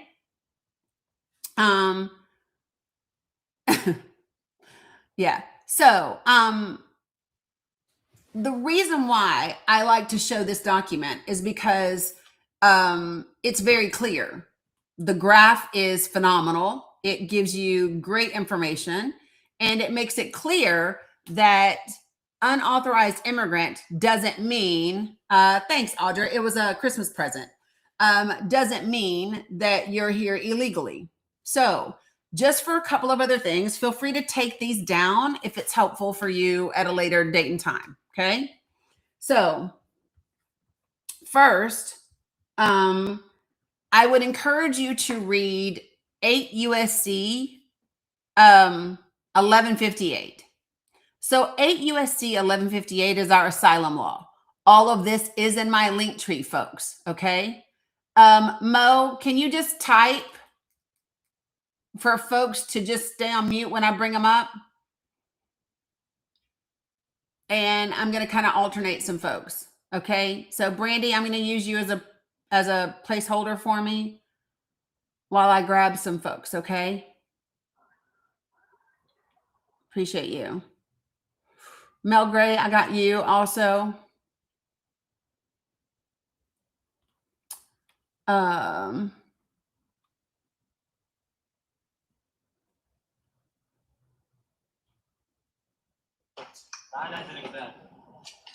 alaikum, everyone. Alaikum salam, Mo. Dani, how are you? I'm good. Assalamu alaikum. Alaikum salam, Mohammed. Salam, Dani. Salam, Mohammed. So how are you? I'm good. How are the babies? How are the babies? Second. I miss you, Dani. I miss you. We missed you too. Okay, so I want to hey. I am good. He's good. He's good. So Mo, can you let everybody know that I'm going to continue to talk about immigration just because TikTok has been being weird, and I want to be able to keep the numbers. The brothers, are you able to let them know for me? Of course, Dani. Thank you, thank you, thank you. So, in Arabic? Yeah, but maybe type Arabic, it. you want me to do that? Yeah. Yeah. Yeah. Okay, I'll do both. I will do both. Thank you. So, إخواننا في غزة، داني بدها عشان تحافظ على المشاهدات We got to make sure we تعمل take لايف، care of our folks. بدها تحكي عن مواضيع سياسية أمريكية، I مش know. حتحكي عن أشياء غزة حاليا.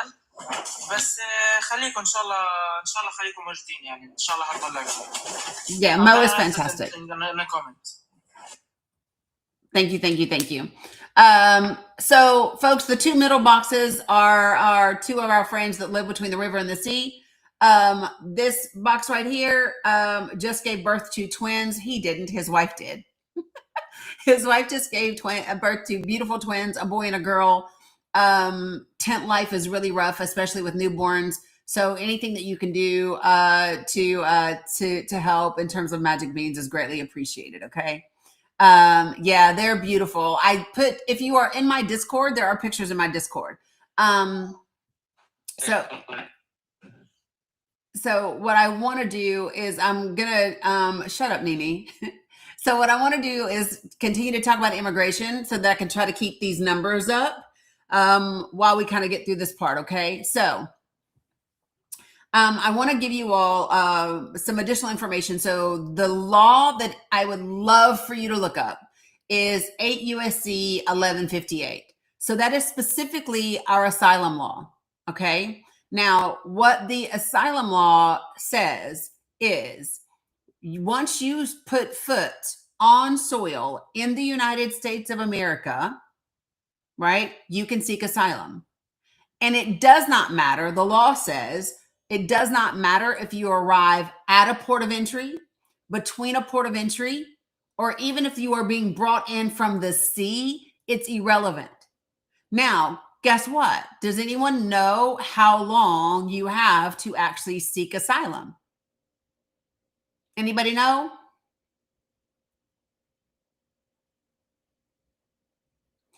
No, I'm literally, Ricardo, what I'm reading to you is immigration law. You have 1 year. You have 1 year to file for asylum. You have a year. Now, let me say this. So, Ricardo, I'm literally giving you immigration law. 8 United States Code 1158 is immigration law. And so that's what the law says. So when you say what I'm saying contradicts immigration, no, I'm literally reading you the immigration law. What people have to understand is that we have our immigration law, number one, is significantly outdated and ridiculously complex. Okay? So the part that I just gave you is not somebody in here with a, oh, okay. I don't know why that looked real funky just now, but okay. So appreciate you, Louds. Appreciate you. So the other thing to know about seeking asylum is you have a year to do so. Shut up, Mimi. And again, it doesn't matter how you're brought in. You can seek asylum. Okay. Once you are here and you are going through the immigration process, right? Well, right. And that's what I said to begin with, Mama Joe. You have to be on soil.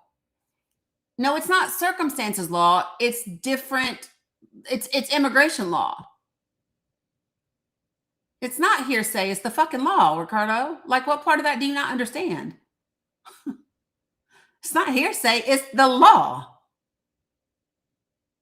Like, look it up. 8 USC 1158. Now, the other thing that happens with immigration law is once you have been here for 6 months, you can then apply for a work permit. Okay?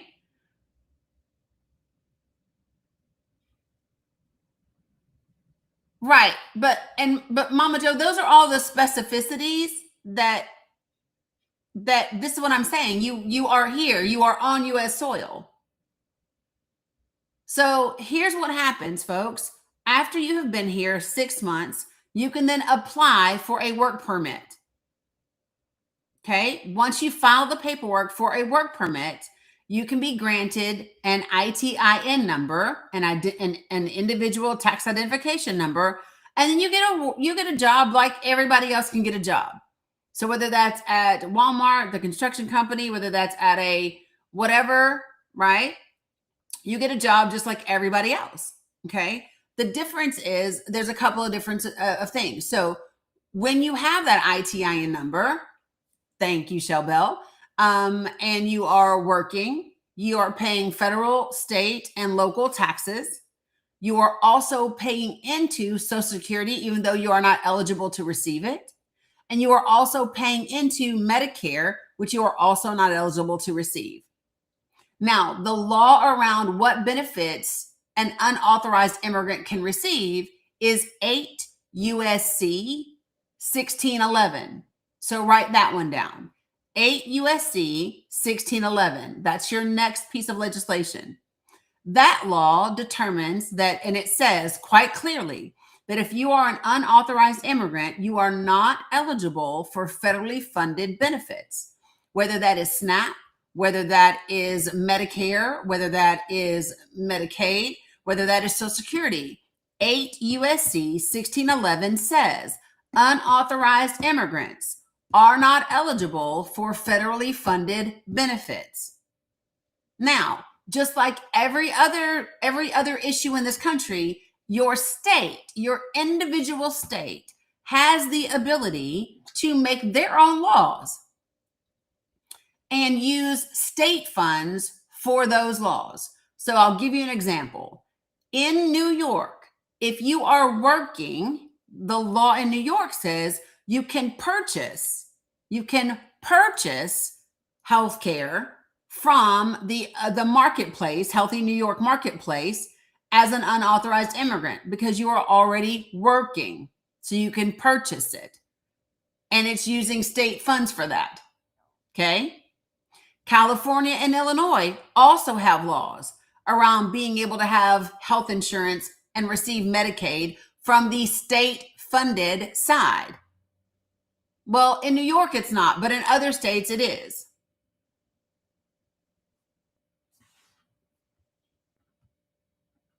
So,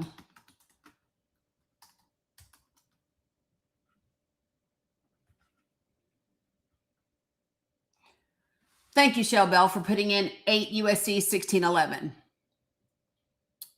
Ricardo, I'm going to go ahead and invite you to the panel because you keep popping off in the chat and you're being distracted and you're also not being accurate with information.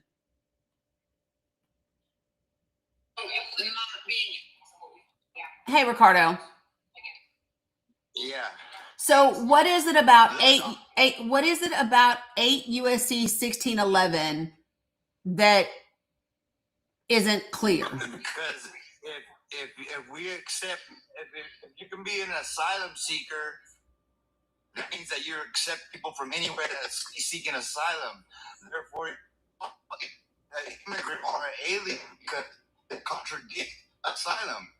How can you force somebody to a country and get somebody out to a Okay, country? you're breaking up really, really badly. To that country, Ricardo, you're breaking up really badly.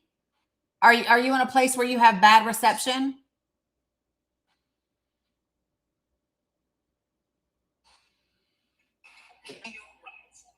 Are you on headphones or?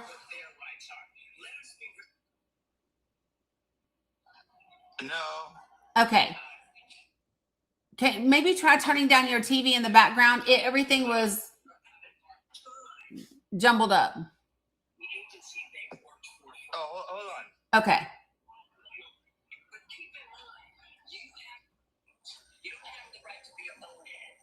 You guys can hear Ricardo over there?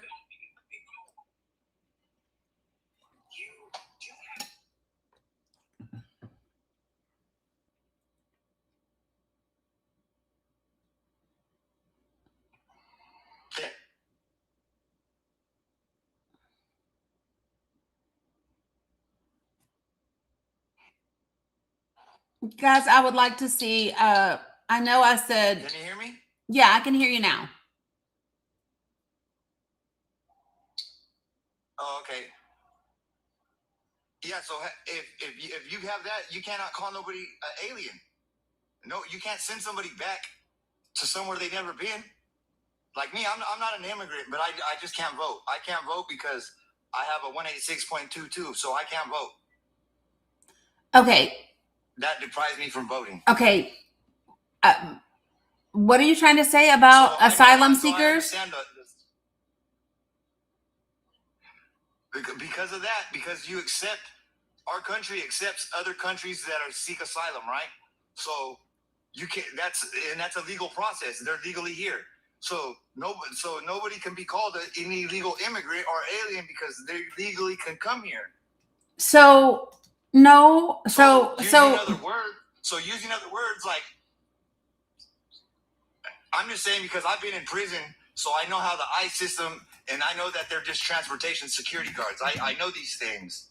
So when I hear everybody say that, like, for instance, ICE has bondage, you can't bond out of ICE. Okay. So we're mixing things up. So we're mixing different topics up. And so I want to be clear about something. So almost every country in immigration. Hold on, Ricardo, let me finish. Almost every country in the world, every country in the world accepts asylum seekers.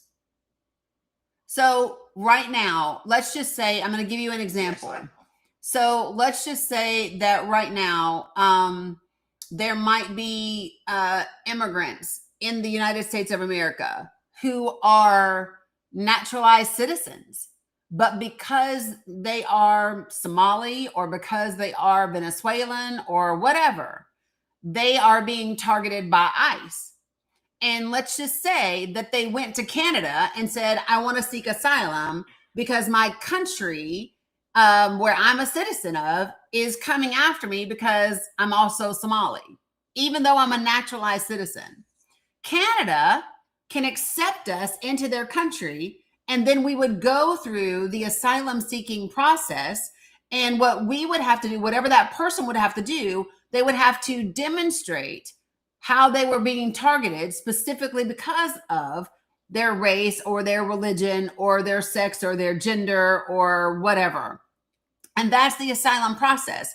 Almost every country in the world allows asylum seekers. Now, that does not mean that everyone that is here as an immigrant is seeking asylum, because there are many people who come here and they're not seeking asylum. People come here, whether they are here for temporary protected status, whether they are here seeking a refugee status. There's a lot of different ways to go through the system that people choose to come here, right? And so the biggest, Yes. So I just want to be clear, and that's completely separate and different from ICE. They're just not the same. Yeah, immigration and ICE, I understand that they're different branches. I understand that totally. The thing is the only person that we're an immigrant to is only one person, is only one type of person. That's what I'm saying. It contradicts itself because we're only an immigrant to one race. We're all Immigration to refers to nationality, not race. Yes. Okay, and this is a continent, right? Some people don't think that Mexico is America, and it is. It's the same thing. Well, so Mexico is on the same continent, but Mexico is not part of. That's the part where you guys are not comprehending and understanding. This is all America. That's why people before us call it the Americas. I'm aware. I'm aware that there is a North America and a South America. Yes. So the argument is these are circumstantial laws that come into play. No, they're not. And the reason why they're not is because a continent is very different than a country. They are not circumstantial laws. So continents do not mean that you have rights to all of the countries within that continent. Okay, I'm gonna give you an example.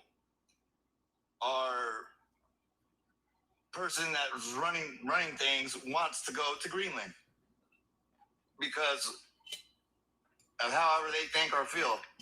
It's the same thing. What do you mean? It's the same exact thing. What do you mean? It's the same thing.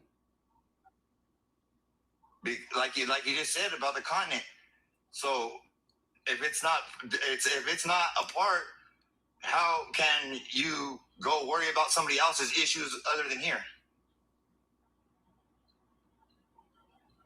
Like what I'm saying is, how are you saying that you're supporting and for the people here in America, and it's really a bigger picture and it's not happening like that, but we see you supporting other countries and saving people from other countries? Well, so it don't make no sense. That don't make sense, because that's what happens. And let me ask you this, because this is going to be a real shock to people that don't know, but like me, I can't, and why I can't vote under the circumstantial law is because I'm labeled, and it's a setup from when I took the deal, because I have a gang enhancement, I'm labeled a street terrorist, domestic street terrorist. So that's not just me. Imagine how many prison and inmates we have in all over the world. All them people are called labeled terrorists. Facts. Okay. So we've got to be. I'm sorry that I'm using that word, but how can you sit here and say that you're getting the baddest, the worstest, because all them people are on that list, like me, and nobody's bothering me. I'm from here. I'm from here, but so I don't really worry about it. But I'm just saying, in general, me having that case from a long time ago contradicts everything, because it's kicking me and I have to worry about it, and it's going to kick me in the behind now because I'm on that list. And that's just crazy. Okay, so, and I'm not the only one. There's millions of us. Okay. So what they're saying to me is that's what we make and that's what we house here, is what I said that they have me labeled as. Okay, so and they're not bothering us in no way at all. Right. At all. Right. So So you see what I'm saying? See what I'm saying? How it don't make no sense. That don't make no sense. I know I'm part of the money machine, the mass money machine, off top. Okay. Hands down, it's the money machine. So a couple of things that's really important, because Javi, we don't do that here. Okay. So here's my thing. The best way to have the conversations is to make distinctions between each of the topics, because when we talk about the criminal justice system and the intentional design of the criminal justice system for people to take plea deals, for certain groups of people to, within those plea deals, also remove their voting rights, that's a completely and separate issue than when we're talking about immigration and immigration law. Well, I get it. But while you're behind the wall, you have more rights than you do when you're out here. That don't make no sense at all. And I'm not just making that up. That's why it's so expensive. Well, they say it's expensive, but it's the money maker. It's the money machine. That's you mean, are you trying to say immigration is expensive? I'm talking about the whole system. But what you're discussing, but what you're talking about is different systems. So To we me, have it's to the make a same. distinction, That's but they're not the same. And this so- is the part that's really so important. my voting right part, like not like what I'm labeled as, how you said the plea deal part. Well, when you get those are not plea deals, and that's not stated in the code that you're getting, that they're charging you with. None of this aftermath stuff says that you're gonna be this. Because why would I agree to something like that? Why would I agree to sign up and say that I'm that? Okay, and that is on the part of your attorney. So your attorney is supposed to be able to explain to you, and I just let me finish. Your attorney is supposed to explain to you in great detail what the terms of your plea deal is and what is the long-term impact of that plea deal if you accept it. Now, if that is something that did not occur for you at the time that you accepted your plea deal, then that may or may not be grounds for an appeal or a restitution of your voting rights. If you can prove that you had incompetent counsel, like all of that's a completely different subject and a completely different issue. I know, but let me finish. That is a completely different thing than when we are discussing immigration, an immigrant's ability to come here, whether it's under asylum law, temporary protected status, refugee status, whatever it is. What do you mean, Donna? Where am I located? I'm located in the United States of America. Why? Me too. I'm just saying that's a really weird question. Yeah. So anyway, but it's really important that we make. I fall under the. Yeah, I go ahead. Yeah, but right, Hiba. But so it's really important that we talk about the systems as they exist. Oh, because if you need a lawyer, you want me. I'm not a lawyer, nor do I play one on TV, nor do I give legal advice. Let me just be clear. I'm not a lawyer. I don't play one on TV, and I do not give legal advice. I understand the steps in the process that you're talking about. I'm just saying that, like, I'm not on parole or anything. I've been out for like 6 years already, but I still can't vote. And that what I'm saying is the charge was a long time ago. I did the time, and I'm not even. But do you know that, Ricardo, depending upon the state that you're in? But do you know that depending upon the state that you're in? And I'm not going to get into like whatever your business is and whatever deals you did or whatever your charges were or any of that. Depending upon what your charges were, in some states, depending upon how much time has passed, you may be able to have your rights reinstated, your voting rights reinstated. I have a 186 point deuce. Yeah, I'm just telling you, different states have different laws. So, but I want to go back. I want to circle back around to immigration and make sure that we are clear that immigration law is separate and distinct. Yeah, I know. You just have to pay for that. That's all. That's the only difference. To come here, to stay here, just like ICE says there's bondage. You can't bond out of ICE. There's no such thing. It's because ICE is a code word for parole hold. It's a hold. It's an ICE hold, immigration hold. You can't bail out of that. That's like bondage is bail. They don't exist. Well, so ICE is different. ICE is different because immigration law doesn't have. So we pay bond for criminal laws. Okay. So you don't bond out of ICE because it's a civil case. It's civil. It's not criminal. And so that's why there's a difference between those two things.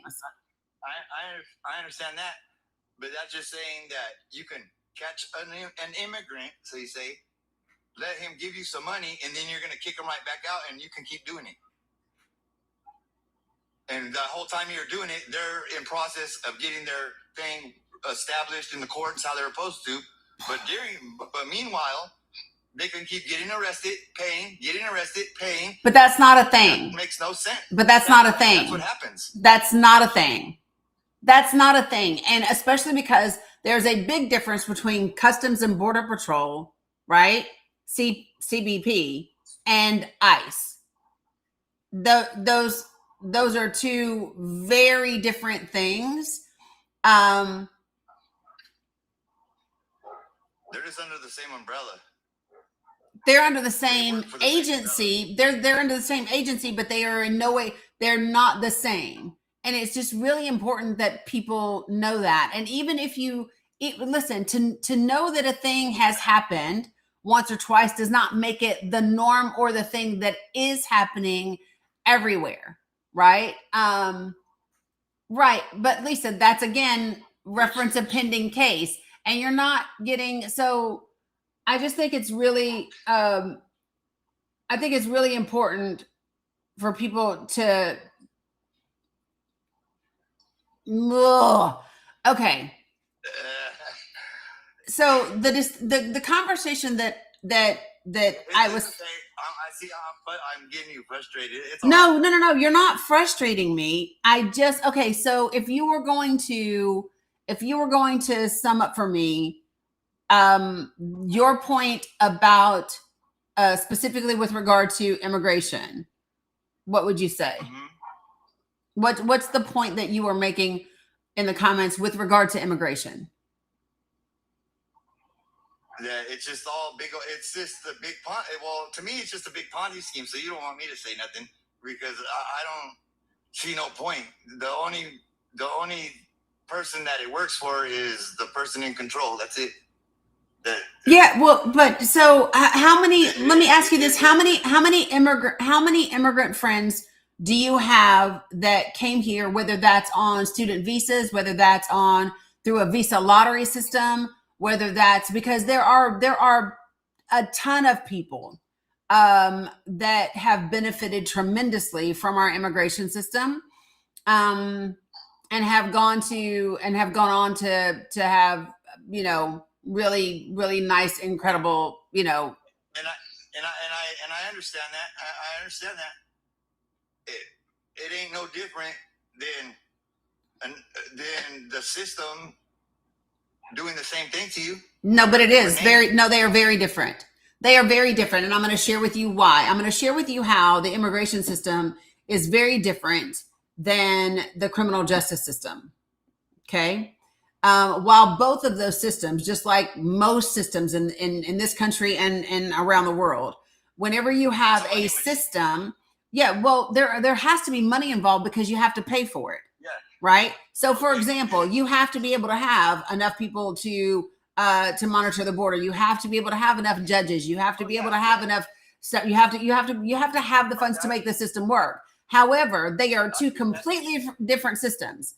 And I'll share with you why. Okay. Most times, not all times, but most times, if people end up in a criminal justice system, it is because something wrong. I know. Okay, but so follow me. You gotta do me a favor, Ricardo. You gotta stop cutting me off and let me finish. Okay. So if people end up in that system, it's because of an action that they took that was not because they were seeking asylum. That was not because they were fleeing a different country. It was not because they were needing refugee status, right?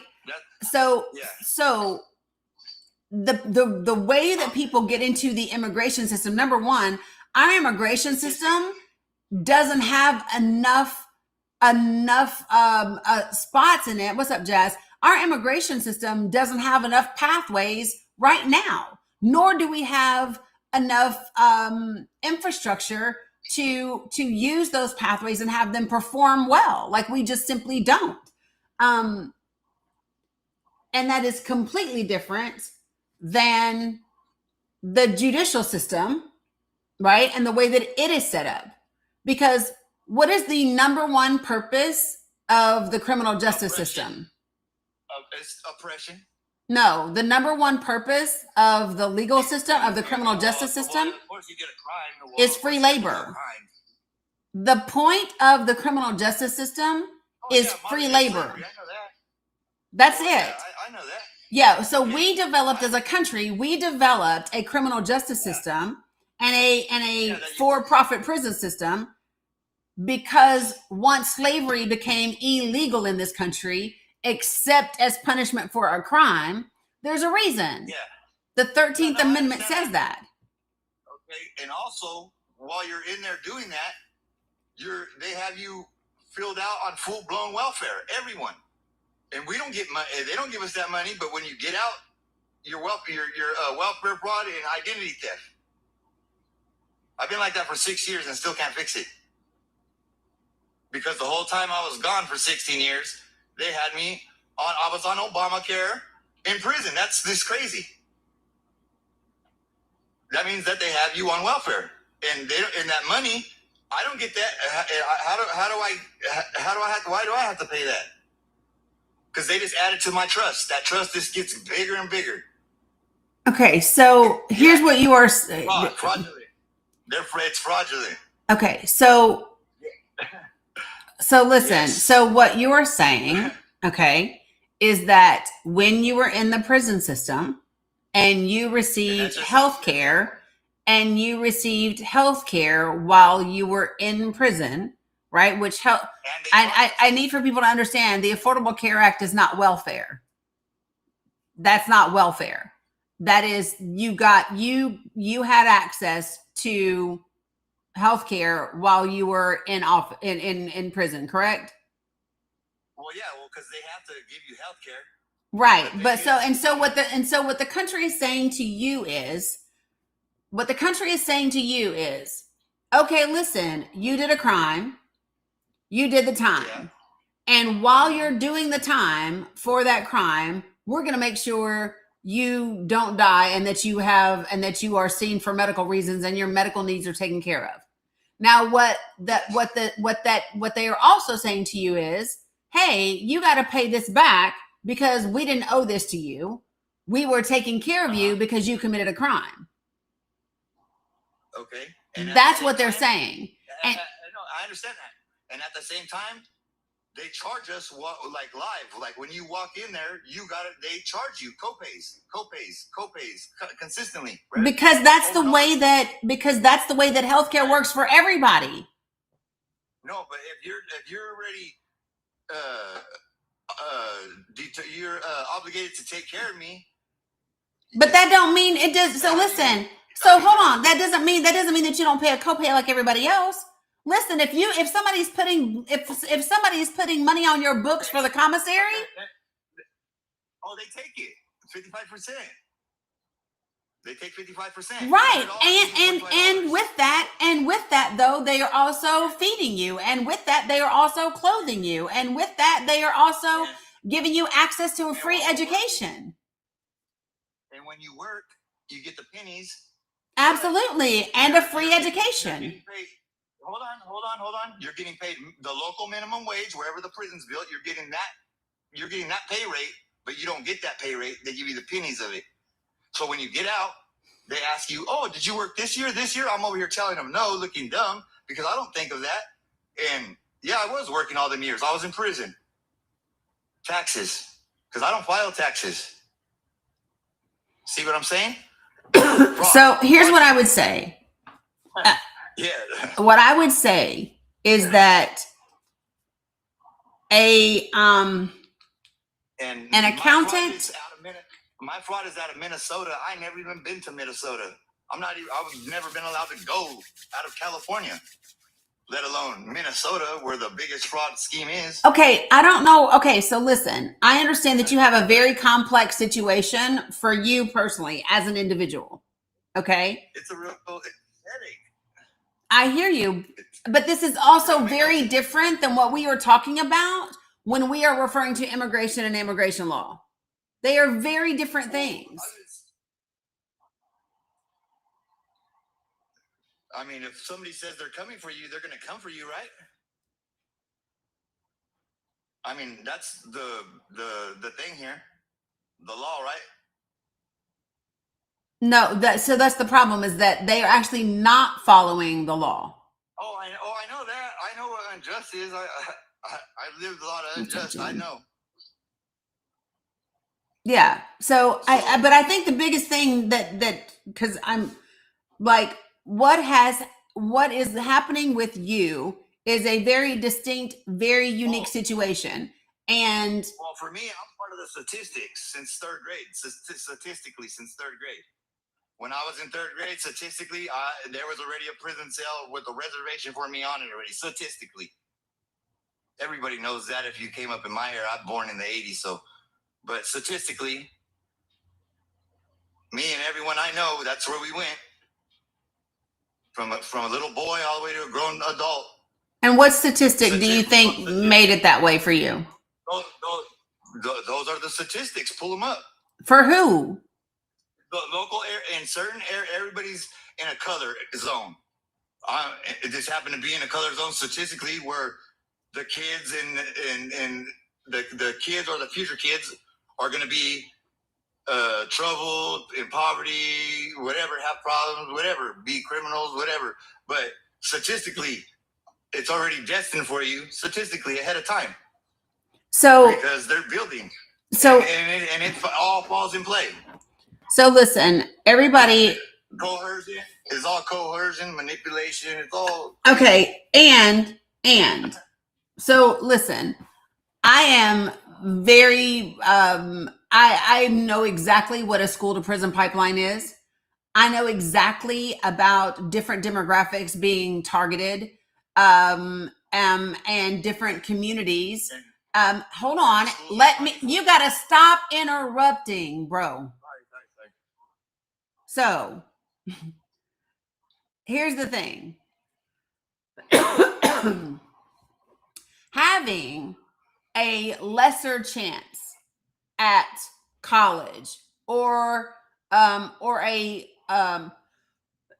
a more difficult pathway to a different existence doesn't mean that's not destiny. Those are not the same things.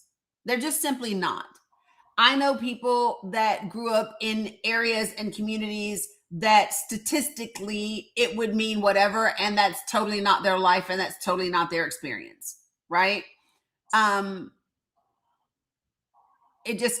just kind of is. Give me a second. I need to look at this real quick. Dani. Yes, Mohammed. Osama is happy in twins.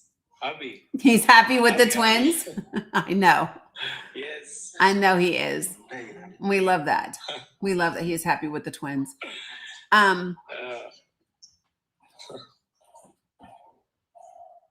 Greg, can you do me a favor and just not call names? I try to I like for everybody to be respectful. I'm here. I gotta get back to work now. So, okay. All right. Appreciate you. Thank you for letting me get on here. Thank you. Yeah, you're welcome. Okay. I think it's important, folks, that we because the only way that we make progress in conversations is when we make distinctions in languages and what we're talking about. Okay.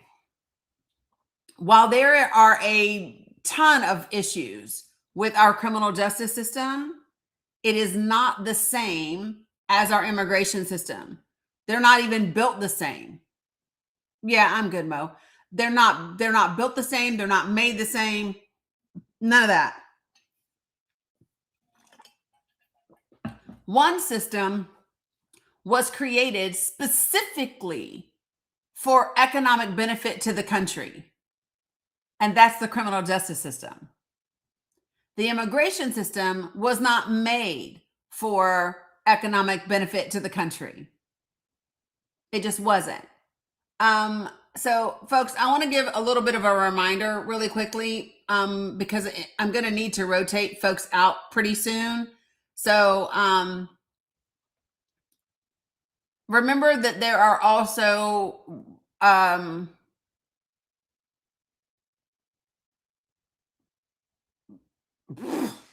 Chaos Whisperer, I have no idea what you're talking about. Because you're on YouTube, so I don't know anything about, I don't know what you're talking about. So listen, folks, if you want to be able to do things directly, right, to our folks that are between the river and the sea, my link tree gives you the ways to do that. Okay. And there's quite a few of them in there. I would say maybe around a dozen. Okay, for folks. Muhammad OS is in there. As you know, he literally has week-old twins, a beautiful boy and a beautiful little girl who were just born in Gaza. And so he's in, I believe, the third box down, I think, because I'm not looking. I'm trying to do this daggone thing. So if you have magic beans and you want to, and you know, to be able to do them, please do them. And if you don't want to do magic beans, you can absolutely use my link tree and send things directly. Okay. Right, Marky. They are gorgeous, 100%. So once Mo gets to 3, I'm going to rotate him out. And then I'll bring up some other folks as well. Okay. So I want to keep giving you some immigration law and information so that you have it. Okay. I'm sorry to interrupt you.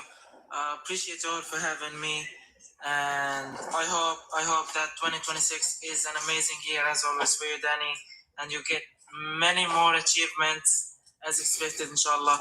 And everyone, thanks for having me. Keep on the hard work, Dani. You got this. I appreciate you, Mo. Appreciate you very much.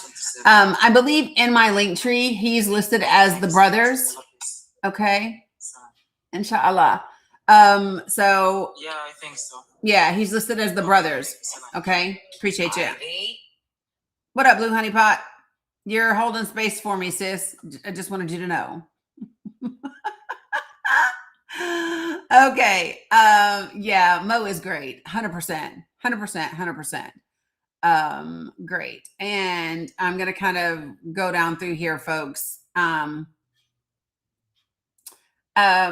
The box that I've picked up here to replay in Mo's spot is Alaikum Salam Abu Malik. Is Abu Malik up at the top. Has quite a few, has, I don't know, several children, one of them significantly with a case of malnutrition, who has also suffered some significant fractures. So if you got the magic beans, please give them. As a reminder, Abu Malik does not have a direct contact. So this is the primary way to be able to help him. Okay. All right. So let me keep going. So 8 USC 1158, that is asylum law. 8 USC 1611 is I don't know who Ricky is. Living with Allowed. Who's Ricky? I'm so confused. Yeah, you have to help me out. So that's asylum law. 8 USC 1611. Appreciate it, Robin D. No, he's not there. He's not there anymore. He's not there. The spot that he was in, that's where Abu Malik is. Like, you might have to go out and come back in, but he's not there anymore. That top box isn't Ricardo, it's Abu Malik. Hey folks, please make sure that you are tapping. Make sure that you are sharing, because as you can see, the numbers will go wonky if you're not doing that. Okay. And I want us to be able to help our friends out. Okay. All right. So, can I share with you all a little tidbit, a little piece of info? So I heard from my friend Afton Bain today, and she and I are reconciling our schedules, and she is going to join me on a live so we can talk to her. Yeah, Boxer Mom, the pictures of the twins are in the Discord. I posted them in the Discord for everybody. So that's where you can see them. So Afton is going to join me. and we're going to get it figured out. Okay. So it'll be great to be able to chat with her and chop it up and kind of get her perspective a little bit about that congressional race for Tennessee. No, she is not running for the 7th district in Congress. Instead, she is running again for her state house seat. And to be quite frank, the state of Tennessee needs her. And in my opinion, actually needs her more on a state level than even on a congressional level. The things that are trying to be done in the state of Tennessee are crazy. So like literally there are Cameron Sexton has been going to the White House. He has been meeting with Stephen Miller. They have put together a group of state level immigration laws in order to like pave the way for ICE to be able to be like just like state enhanced laws in Tennessee. And so I think that that's really important. And so she is running for her state house, House District 51 in Tennessee. She has said that she will absolutely be supporting whoever the Democratic candidate is for that midterm position. I don't believe that they have indicated at all who that may or may not be. That's just kind of where she's falling in the midst of things. Okay.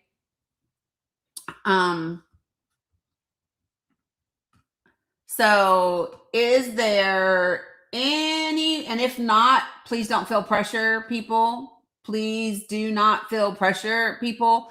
But if we can get to Mohammed OS to 5, and then I can rotate out. Listen,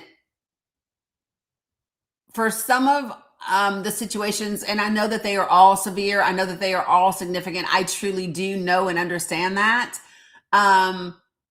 But for some of the folks that when I say so invisible string, when I'm talking about writing a letter to the editor, I'll tell you what that means in just a second. So there are just some folks that I might have a little bit more information of.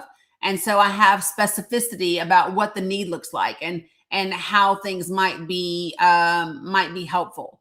Okay. And so obviously Mohammed S is that way when it comes to the twins being born and baby Osama and being in the tent. I can tell you right now that Raja is having a really difficult time with their tent and the storms. Dani. Yes. Dani. Yes. Haytham, Usama, and Haytham and Haya. Say it again. Usama and Haytham and Haya. Hi, Osama. Usama and Haytham and Haya. And Haytham and Haya. I don't know what he's trying to tell me. That second part.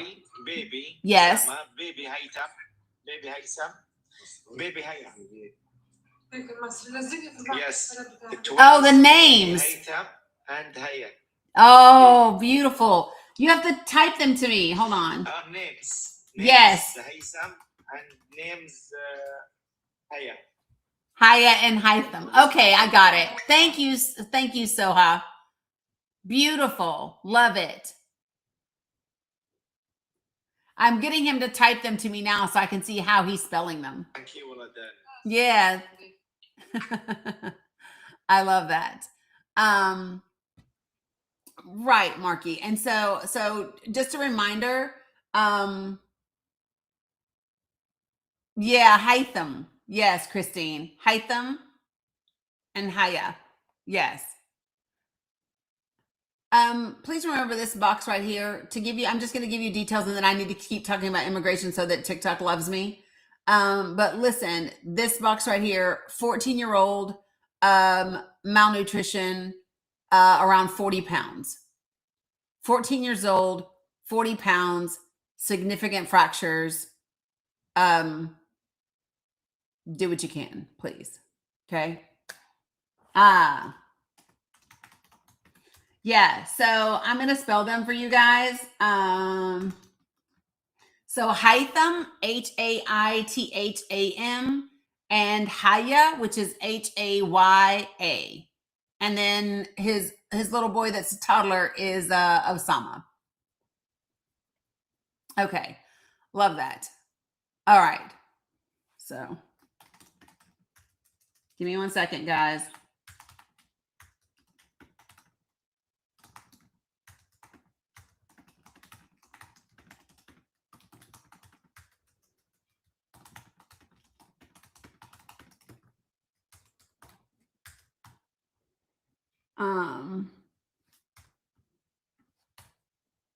Okay.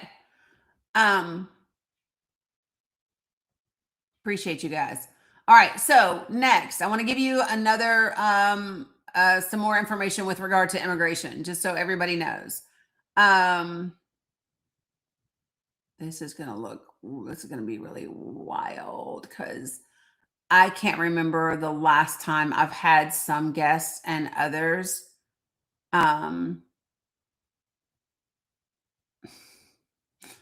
All right, friend. Hey, Chris, I'm going to have you hold space for me, okay? Hello, Raja.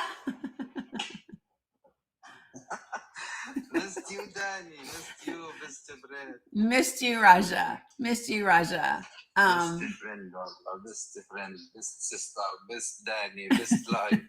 I love you all, friend. Oh, we love you, Raja. I am trying to fix. It's not letting me pick how many spots, you guys. So let me see if it'll let me bring. There we go.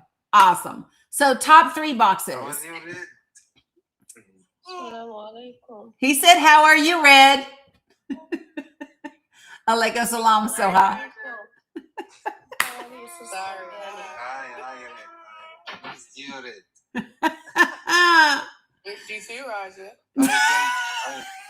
Dani, I don't open.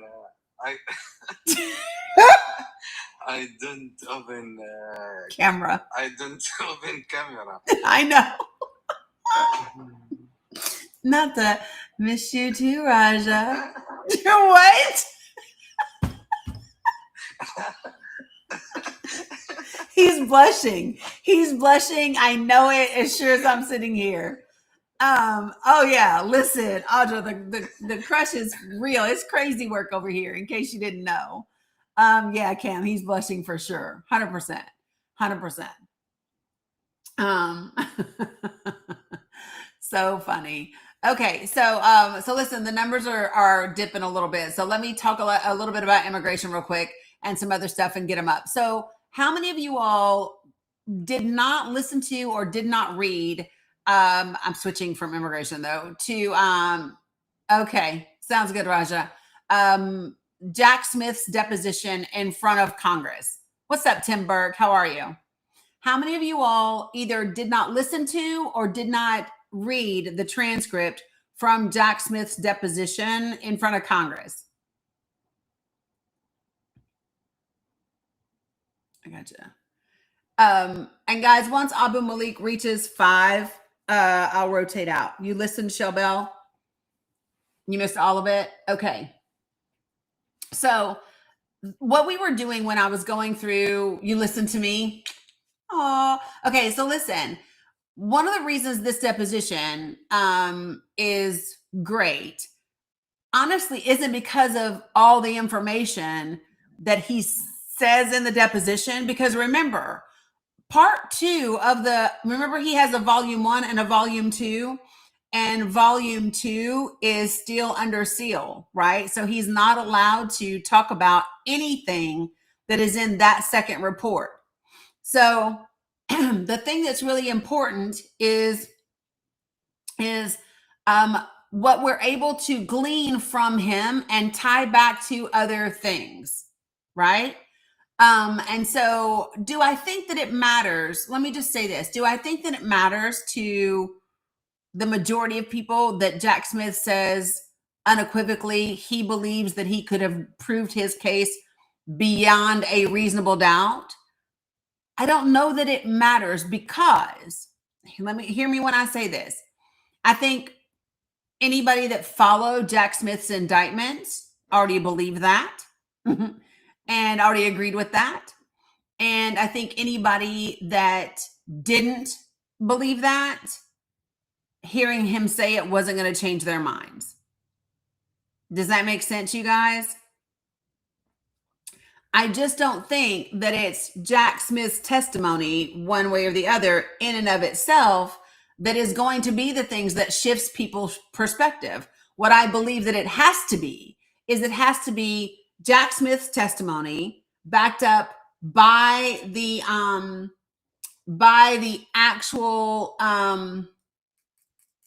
indictment, along with the evidence, along with the other testimony, especially the testimony that was done during the interviews and the January 6th committee's investigation. Are you following me on that, you guys? So, no, I see you. I got you. So I just want everybody, so to me, it's not enough just to talk about like what Jack said. It's right, girl, real quiet. Because when I started giving immigration law, they asses dipped, Cam. Listen, when I started giving immigration law, when I started pulling up the actual Homeland Security like report and I put it on the screen, they bounced. It's funny how that works, right? Facts will just make them, they are allergic to facts. So yeah, I need water. But Bella's about to walk through here, so I'll let her get me some. I was about to start speaking Arabic. Shut up. I cannot. I cannot. Yeah, they fell out like the plague, 100%. Yes. Oh, so hot. She said the internet dropped her. I got her. All right, so I'm gonna rotate Abu Malik out.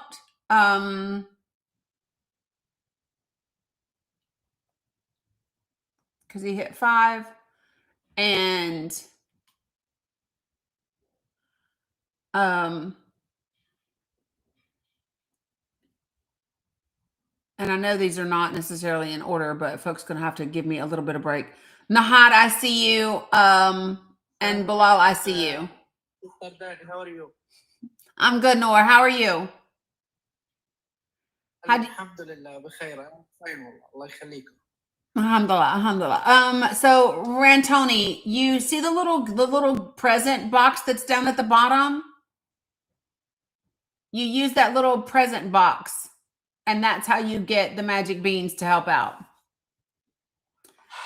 All right, so guys, top 4 boxes. Hey, Bilal. Hi, Sister Dani, how are you? I'm good. How are you? You sound so good today. Where are you, Sister Dani? Yeah, it's good to hear you. You sound good today. You sound well. He said, "No." Okay. You're welcome, Rantoni. Thank you. He does, Cam, right? Well, but you seem so beautiful today.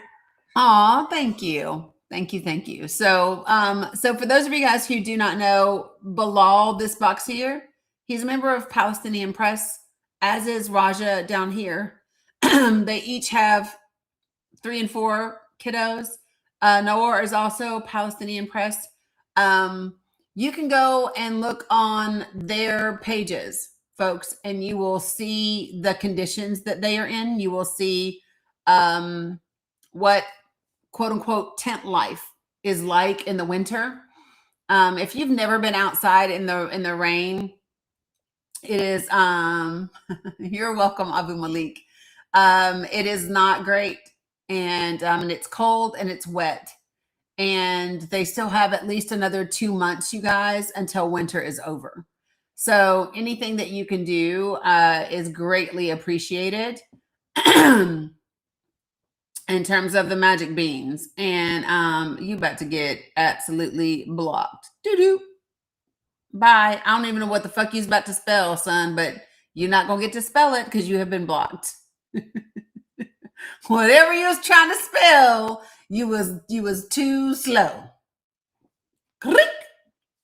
Done. I don't know what you was about to type, but done. Yeah. So y'all see I'm wearing my Christmas present. You see my shirt below, Raja? My niece got me this for Christmas. And I love it. Hey, Jamie. Total Slow Love Day, right? It's pretty, right? I love it. I got it for as a Christmas present. Yeah, this is she got me this for Christmas, and then I got these two. My oldest daughter got me this for Christmas. And she also got me this for Christmas. That's not, you guys can't see it, can you? So she also got me this for Christmas. Thank you, Louds. Appreciate you. You guys, a couple of weeks ago, I saw Noor. I saw his post, and the rains were really, really heavy.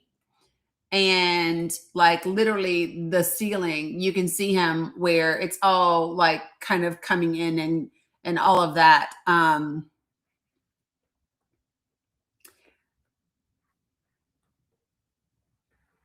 Raja said due to the low pressure, yeah, it's very cold. Yeah, Nini, it was bad. If you go to his page, you'll be able to see the video. And like after that, because I reposted it, and wet cold is so cold. Yeah, and there's not much that they can do about it because it is what it is. Not my child just not getting back to me. Okay. Yeah, and that's what the roof of his right here was like. So yeah, yesterday was very cold. Yesterday was very cold. The winds are ridiculously bad. The winds are ridiculously bad right now, folks. They really are. Okay. So let me go back really quickly. And talk about Jack Smith and the deposition. So I'm going to give you my opinion about I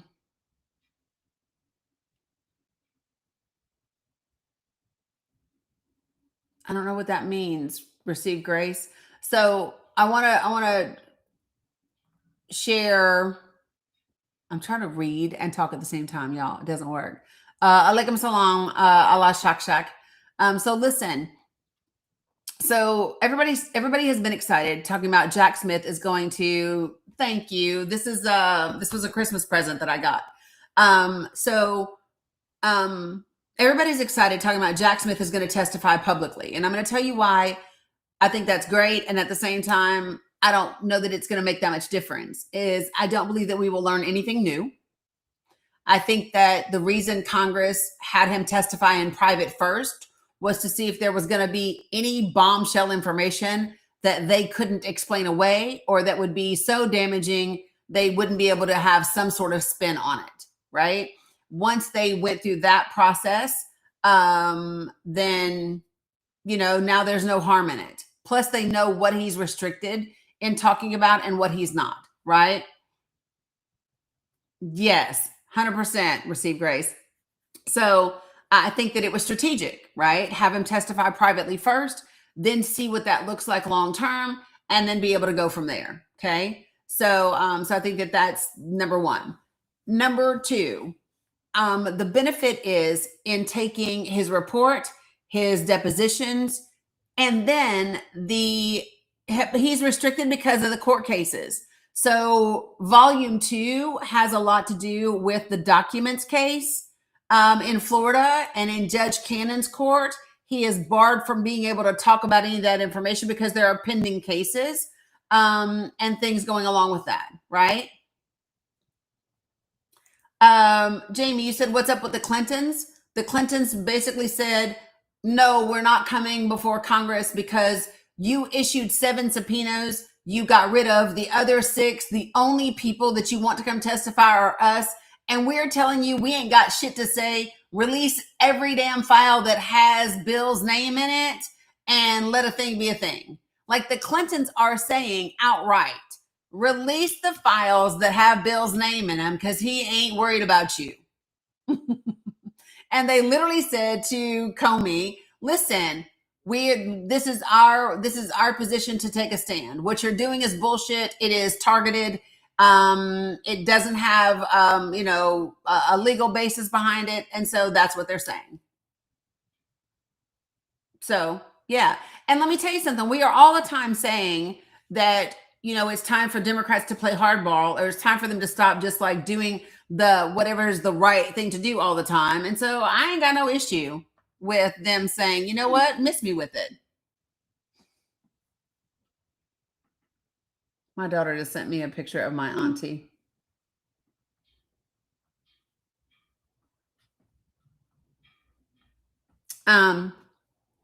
So there's that. Okay. Okay. So, I don't know what it's like for everybody. It would be great to be able to do 2 or 3K each. I don't know if that's possible. And if it's not, don't feel like I'm pressuring you guys. If it is possible, that would be amazing. Appreciate you, P. Stewart. MP Stewart, appreciate it. So, but if it is possible, that would be great for us to see happen. Okay. And that's the top 4 boxes that we have. Okay. All right. So what I thought I would do is start today with a little bit of, okay, I got you, Louds. Appreciate you. Okay. So what I thought I would do is volume 1, which is the election case. How many of you put a 1 in the comments if you have never read the volume 1 special Jack Smith's special report?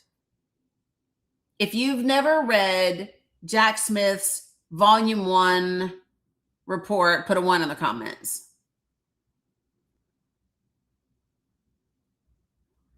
No, Grammy, I haven't read it on here.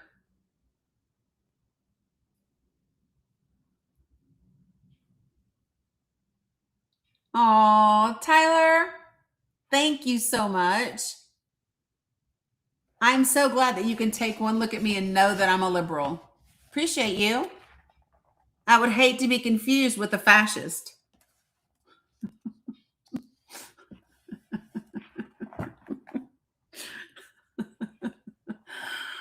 I love that. I really want people to be able to look at me and know that I am respectful of other people's opinions and experiences and beliefs, and that I'm open to new ideas. So I'm glad that you take one look at me and you get that. I love that. No, that's on YouTube.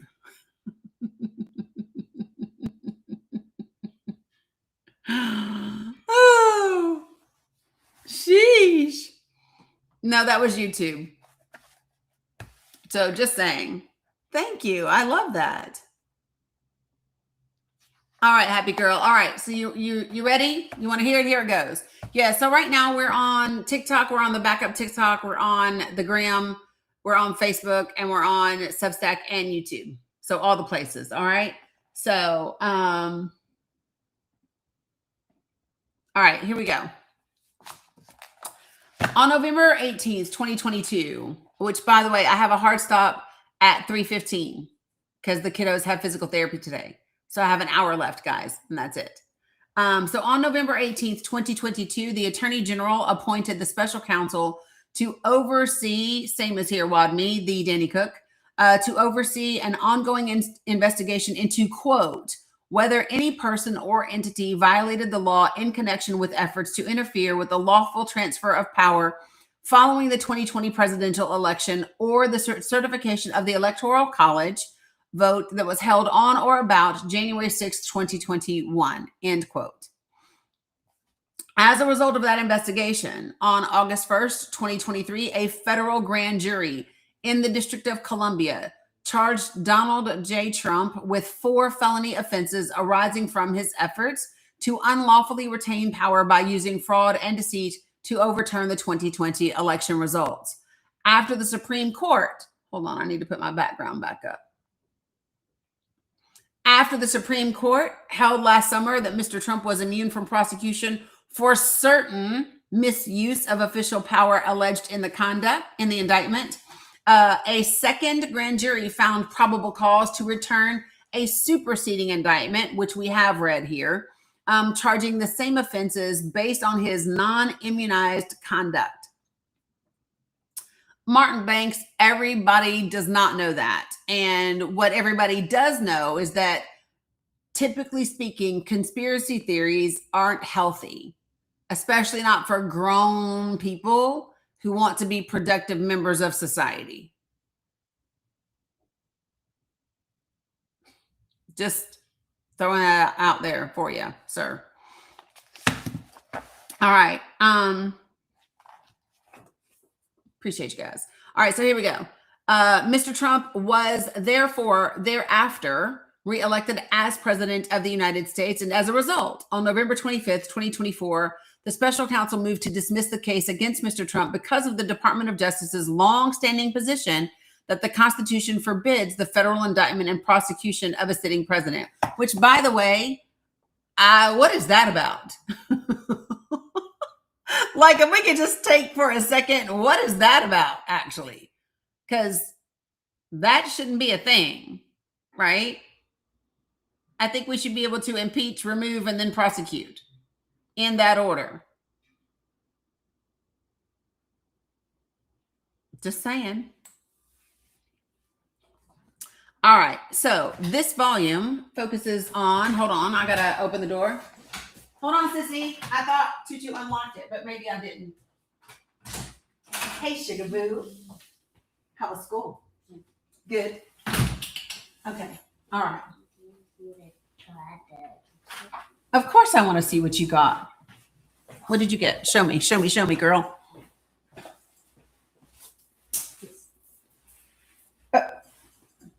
Let me see. You got a necklace? You spent your tickets? Aw. It's cute. I love it. Will you do me a favor? Did you? You've been wearing it since you bought it? Will you get Tutu some water? Yeah. So at school, they get like little coupons or tickets or whatever, like for good behavior, for good grades, for whatever. And once they collect enough, they can take them into the little school shop. And then they can buy stuff. And so that's what she bought. What's her little necklace? Okay. All right. Okay. So I am going to begin to rotate a little bit. Okay. I'm going to leave some and rotate some. Okay. So just bear with me, folks. And some people won't like it, and that's okay. I love y'all anyway. Okay, so the next guest that I'm bringing up, Nahad, is a widow. Hey, Bilal. Dani, Yes. I want to say I love you so much. I love you so much. I appreciate everyone's support us. Yeah, but I have some work right now, so I want to go to my work. Okay. And I want to let you know I love you so much. I love you so much too. All time. So. I appreciate you, Bilal. I will share your stuff in the Discord. Appreciate you. He's got to go to work, you guys. So that's why he's going. So appreciate you, Bilal, 100%. Such a good heart, always. Okay, bye. Oh, wait, before I do, I almost did the wrong thing. Sorry, I almost got the wrong person with my little fingers getting happy. Okay, so I didn't do one of those. One of them happened. Where did Nahad go? Hey, Cam, did somebody take Nahad down? I was trying to do Nahad. Nahad is a mom. She's now a single mom. She is, we lost Nahad, and her husband was martyred, and she is taking care of her kiddos all by herself. So hopefully I see her. Okay. And so I'm about to bring up Allah Shakshak as well. The reason why I'm bringing up Allah Shak is because, he's a dad, a granddad, and all of that, but he has a significant heart issue, and alaikum salam, and absolutely needs medical attention outside of Gaza, and that can be very tricky to navigate. Literally, people have been contacting the WHO and other agencies to try to assist him in getting the health care that he needs. So, yeah. So, top 3 boxes. Okay. I'm going to tell you guys, our friend over here is never ever going to ask, and also has a significant need. I know everybody does. I'm also just saying. Okay. All right. So let me keep reading. Appreciate you guys for taking care of folks on the panel. Okay. All right. All right. So you guys ready? It says this volume focuses on the election case against Mr. Trump and, consistent with the applicable regulations, provides an explanation of the prosecution decisions reached by the special counsel. The first section of this volume sets forth a summary of key facts gleaned from the investigation, a vast majority of which are already a matter of public record through the litigation that occurred before the district court. That's one of the reasons why we didn't take the that's one of the reasons why we didn't read this when this first came out, is because we'd already read the superseding indictment. We'd already read the decisions from Judge Tanya Chutkin.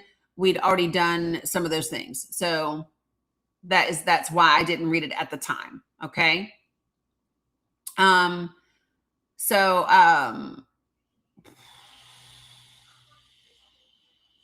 Give me a second, folks.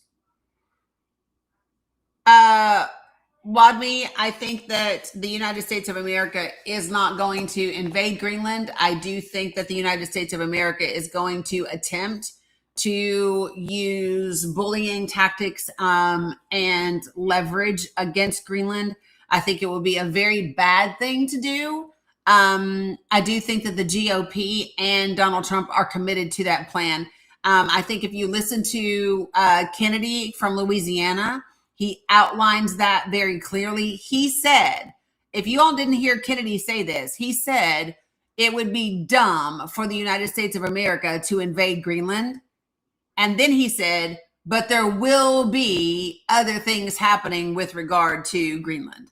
Like, he said it flat out, no mincing of his words. That's exactly what he said. Okay. So just saying that so that everybody is clear. Okay. Hey, sissy girl. Come here, Bella, for a sec, baby. Hey, guys. Okay. I'm going to give requests. These are not commands. These are requests if they are possible. What would be great is top box 5, middle box 3, third box 4, if it is possible. Okay. And if it is not, do not worry. Okay. Moving on. What do I think about Cuba? I don't have immediate thoughts about what's going to happen with Cuba. Appreciate you, Louds. And Katrina. Appreciate you guys doing the damn thing. Really do. Yeah. Okay. So, we're almost there. So I'm going to go ahead and read this real quick, and then I'll be able to change out some boxes. I think sometimes, it's better when I do it, because then I can just take all the heat for the choices that I make. Okay.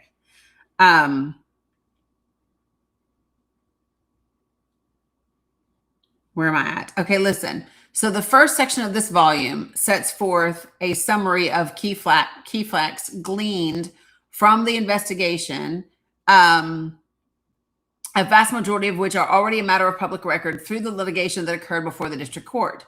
The second section discusses the statutes that Mr. Trump was charged with violating, applying the facts developed during the investigation to the law as the special counsel's office understood it. This section also addresses other charges that the office considered but did not pursue. That part I'm interested in, to know what were the other potential charges that Jack Smith's office considered doing but then chose not to pursue for whatever reason. I think that is like an insight that we haven't had before that could be incredibly beneficial, you know? All right, so here we go.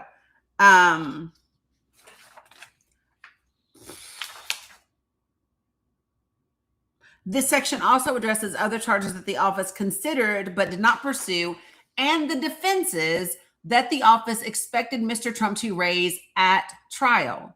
The third section explains why the special counsel's decision to prosecute Mr. Trump was fully consistent with, and indeed was compelled by, the principles of federal prosecution. The fourth section describes the office's investigative procedures and policies. Finally, the fifth section of this volume discusses a series of investigative and prosecutive issues that the office confronted in the election case. Love you much, Raja. All right. We hit all of the goals. So I'm going to rotate out. Okay.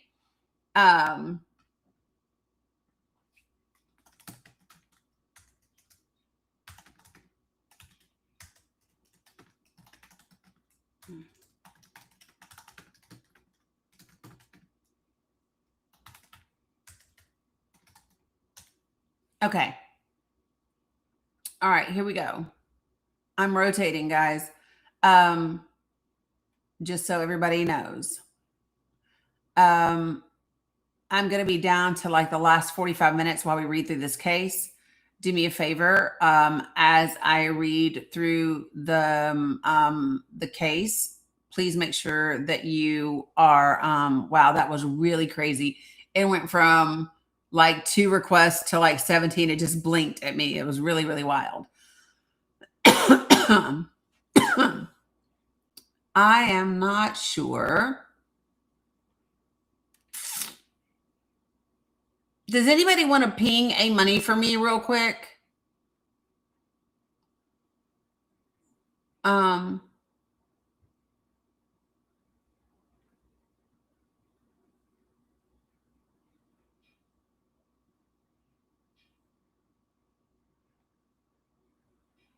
Give me a second.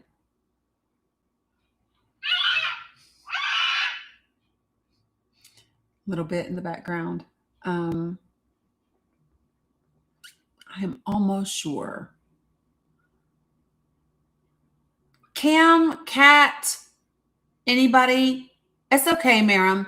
Can anybody tell me if the Mahmoud that is in the request is the Mahmoud that that we've already verified, like we've already been given, like,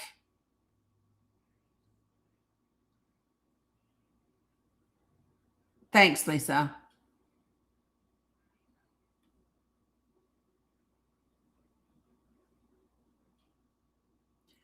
I'm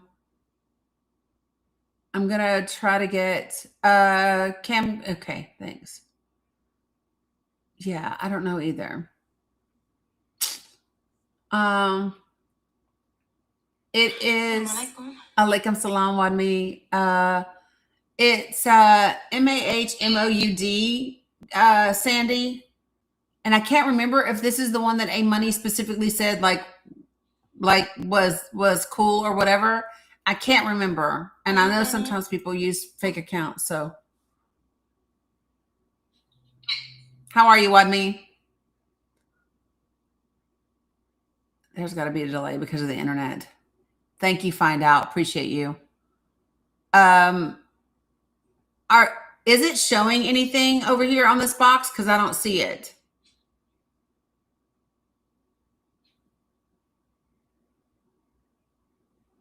Okay, that one showed. Thanks, Blessed and Grateful. Okay, thanks, Jamie. Yeah, I couldn't see it at first. I'm good. I'm good. How are you?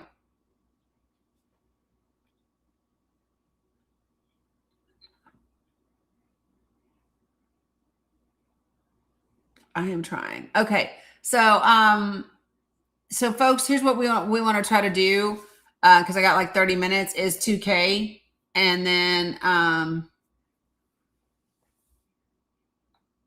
that's what I want to try to hit so that we can rotate. And if we can't, it's okay. Like, we'll be back tomorrow. You know what I mean? And then I'm also going to share some direct links in the Discord. Okay, so here we go. So let me read some, y'all, so that the numbers are like us again. Okay, you ready? Here we go. I love Jack. All right, so listen. The results of the investigation in 2020, then President Donald J. Trump ran for re-election against Joseph R. Biden Jr. Mr. Trump lost. Now, I'm going to make a little personal observation here.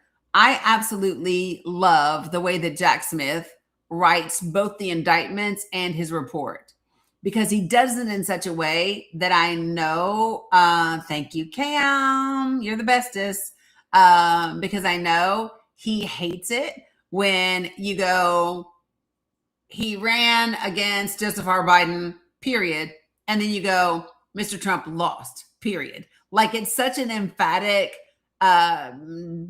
declaration that, you know, from an ego perspective, it's got to irritate Donald's soul every time he hears it or reads it, you know?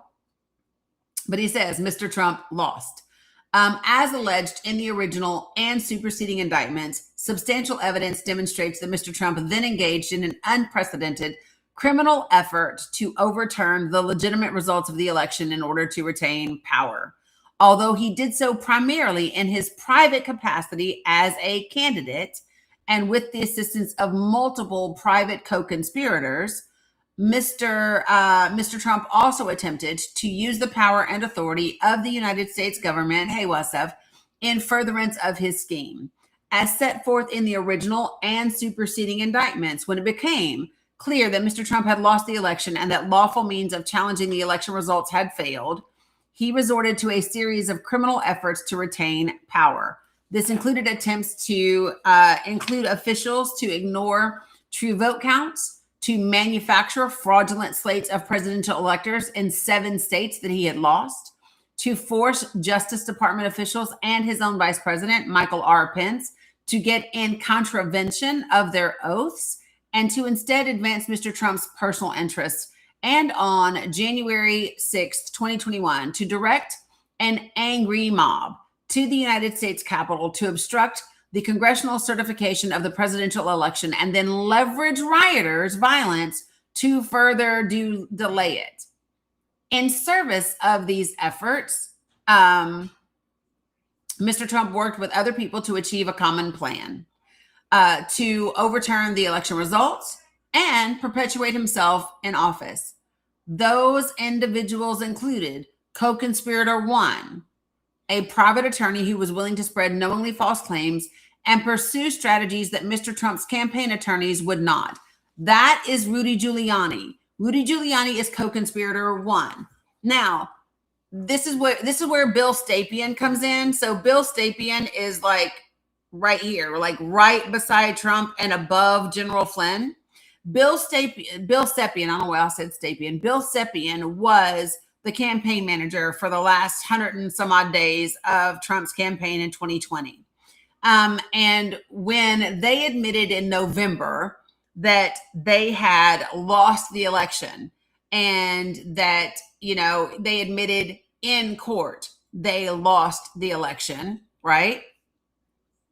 Then what you had was the very next day, Donald Trump announced that that Rudy Giuliani was now going to be taking over the legal representation for the campaign.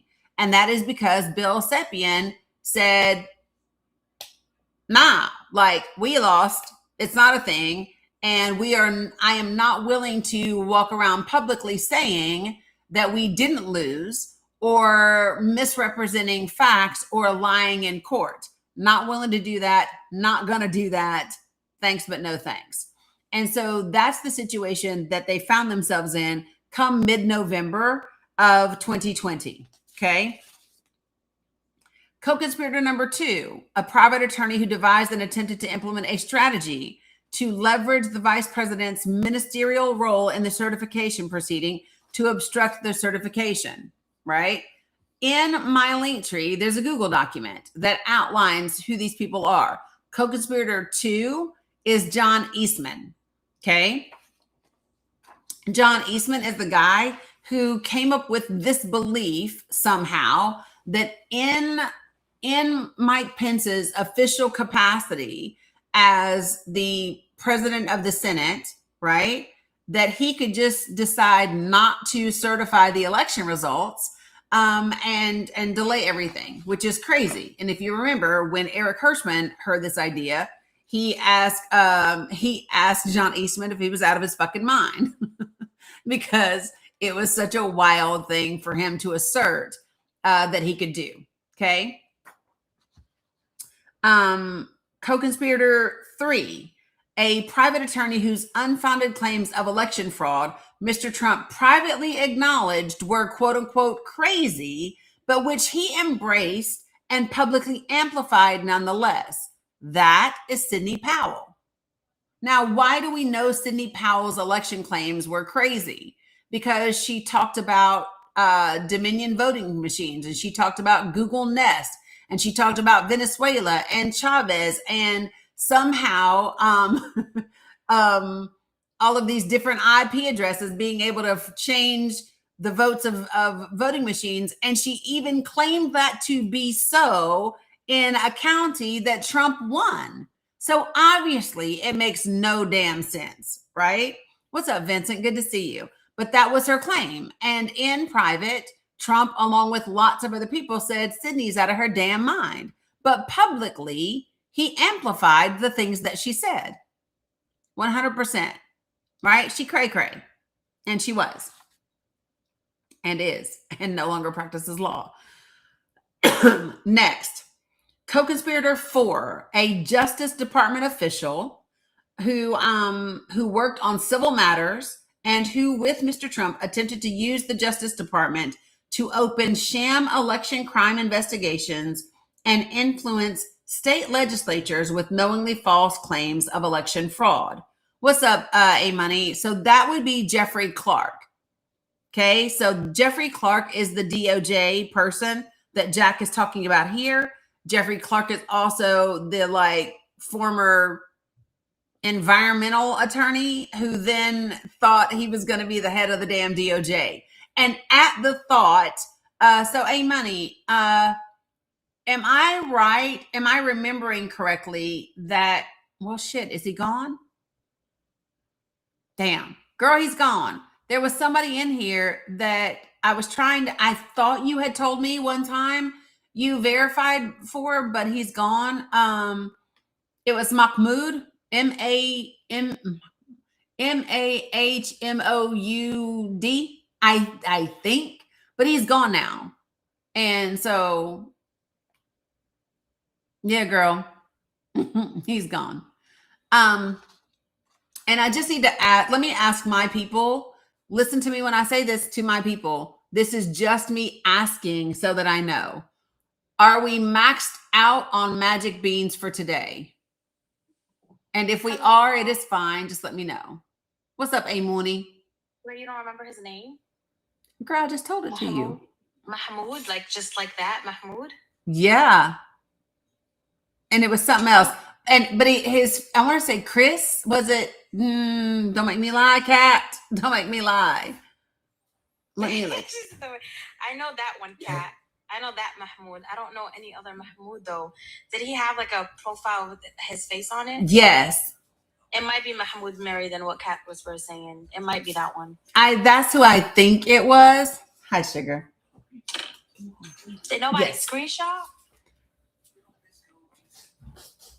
I was working. No, you're. I was working. Putting out work.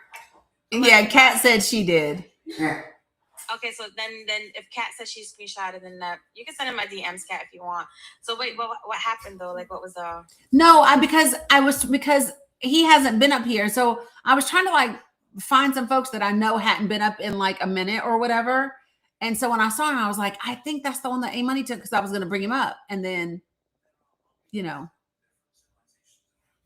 he was gone. He was gone. He was gone, so I couldn't. Try your best. I mean, I guess next time. I guess. Yeah. You try your best, and you don't want to bring up someone you don't know anyway. So understandable. Yeah. Bring it to me, and I'll give it to you. So let me say this to anybody else. I saw some people say that you had a few magic beans left. So if we can, these are the only 2 that we have up right now that are between the river and the sea. The goal was 2K each, but get whatever, do whatever that you can, whatever you got left. And it's cool because we've done like, I don't even know, like maybe 8 people or so, and everybody between 2 and 5K. So like, for real, don't stress it. Here, girl. Do you want me to make an announcement though, or they're tagging me? Like, sister, tell them I'm good. I know, and here's my then, girl. That's why I was like, damn, I hate to ask A Money because I know they're gonna get you. Yeah, but yeah, I don't care. I know. Okay. But you know, so like because I hadn't opened up the panel every single day because TikTok been acting a fucking fool, as you know. Appreciate you find out. And so when I opened it up today, I needed to make sure that there were some folks that I hit that got taken care of. You know what I mean? And so, but no, I get it. Let me just make that announcement that you're done for today. Damn, Wawa, thank you. W gifters. السلام عليكم أهل غزة. بدهاش ترفع ناس تاني، بدها تخلص هدول 2 على البيت راح تنزلهم when هي بتخلص. بدهاش ترفع حدا تاني مرة جاي. I told them the next time. Okay. Yeah. وبطلوا تكتبوا عربي في الكومنت تبعتها يعني. I'm telling them to chill with the Arabic comments in your chat. Yeah, girl, they've been going at it. A negative thing, and it pushes you out somewhere you don't want to be pushed out to. Right, because where it pushes me out to, then people can't really do what you need them to do. We need Americans, y'all. Sorry. Right, even though some of them are like, ugh, you know, just saying. 100%. Yeah. 100%. Yeah, and there's a lot going on, you know, too much going on, actually. Way too much. Did you see that they made a GFM for this mother flower that pew-pewed? Yes, I do. No, but his GFM is like up there. Like, these white people are crazy. Well, I'm not surprised though. They did it for, come on now. They did it for Kyle and everybody else. People even like have half that amount, and it's like come on. Right. Y'all give me 2 seconds because I'm about to do something real quick. We're going to see if you're going to, the person who I sent the invitation, take it before I block your ass. So either take the invitation to get on my panel or get blocked. Those are the choices.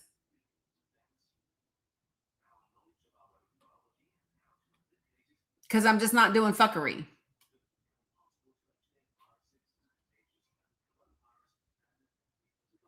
Going once. Going twice. There he is. That's the one. Yeah, she always says Mother Flowers. She always says Mother Flowers. Yeah, yesterday I didn't open up the panel at all.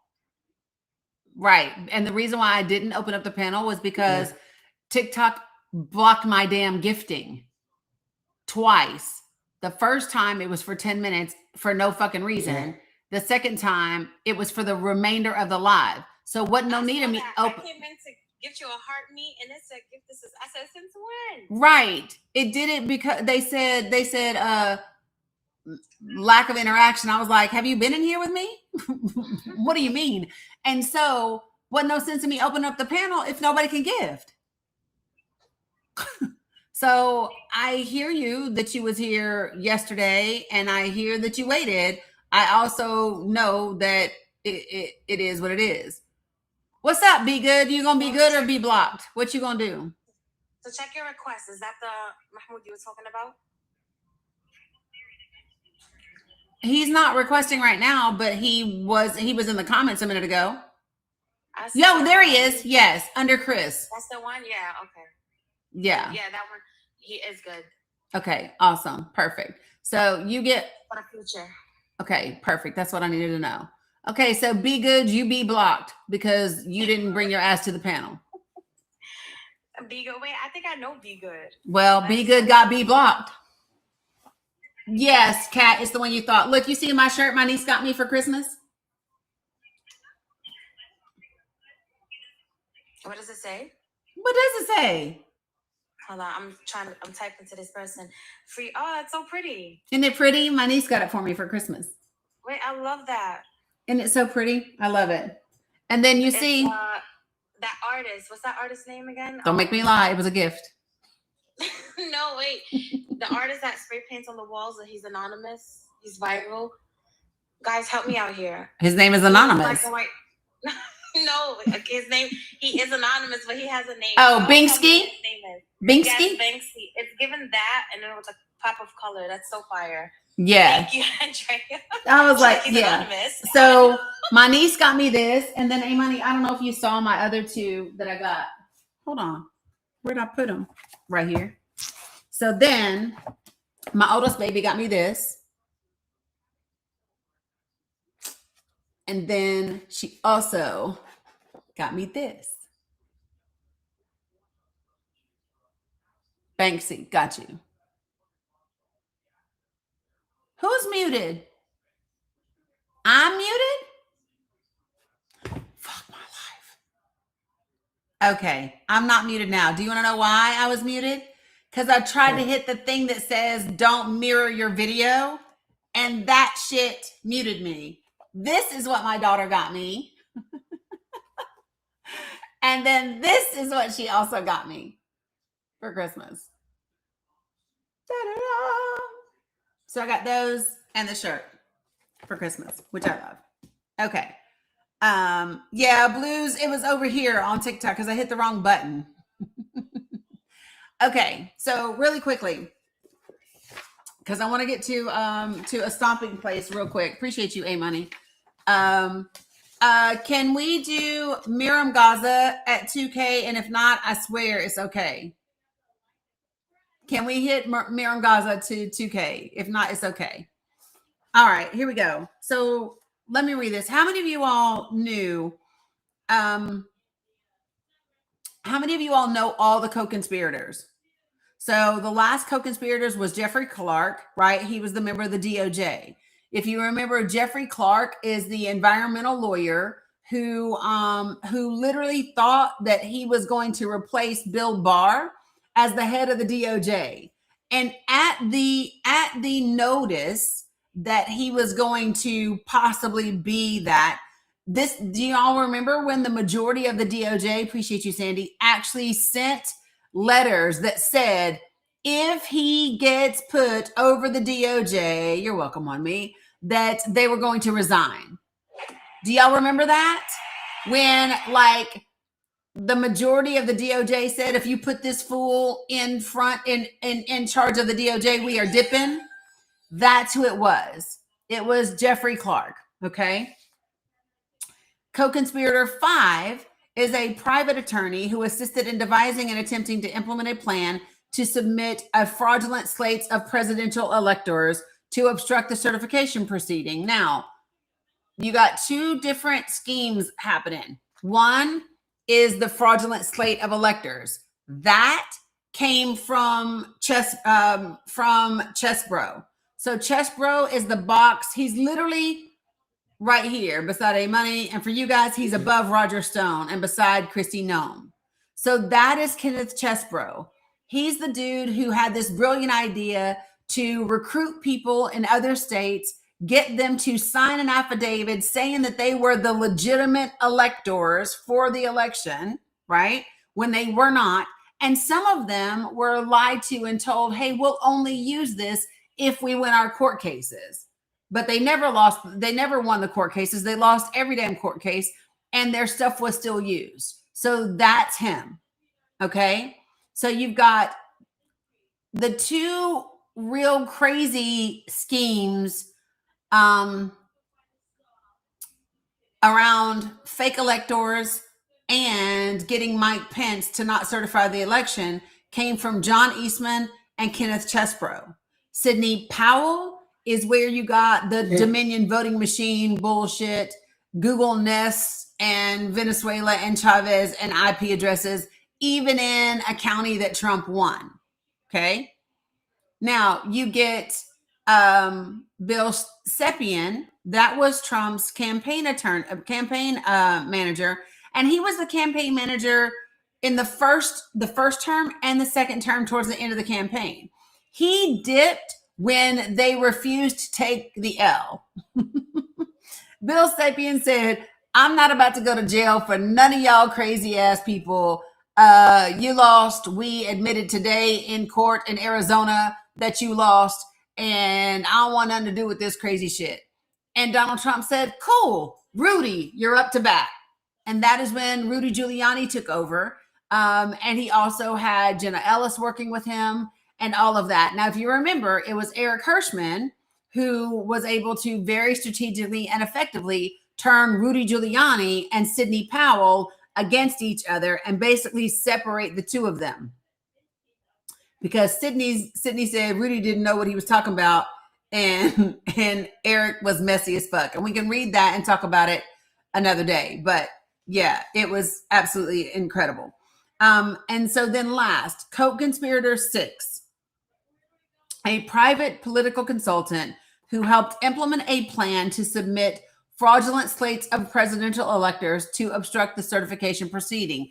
That is going to be Bernie Carrick. I think is his last name.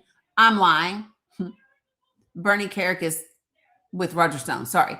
Boris Epstein, not to be confused in any way, shape, or form with Jeffrey Epstein. Two different people. Boris Epstein, Epshteyn. Okay. And so he was co-conspirator 6.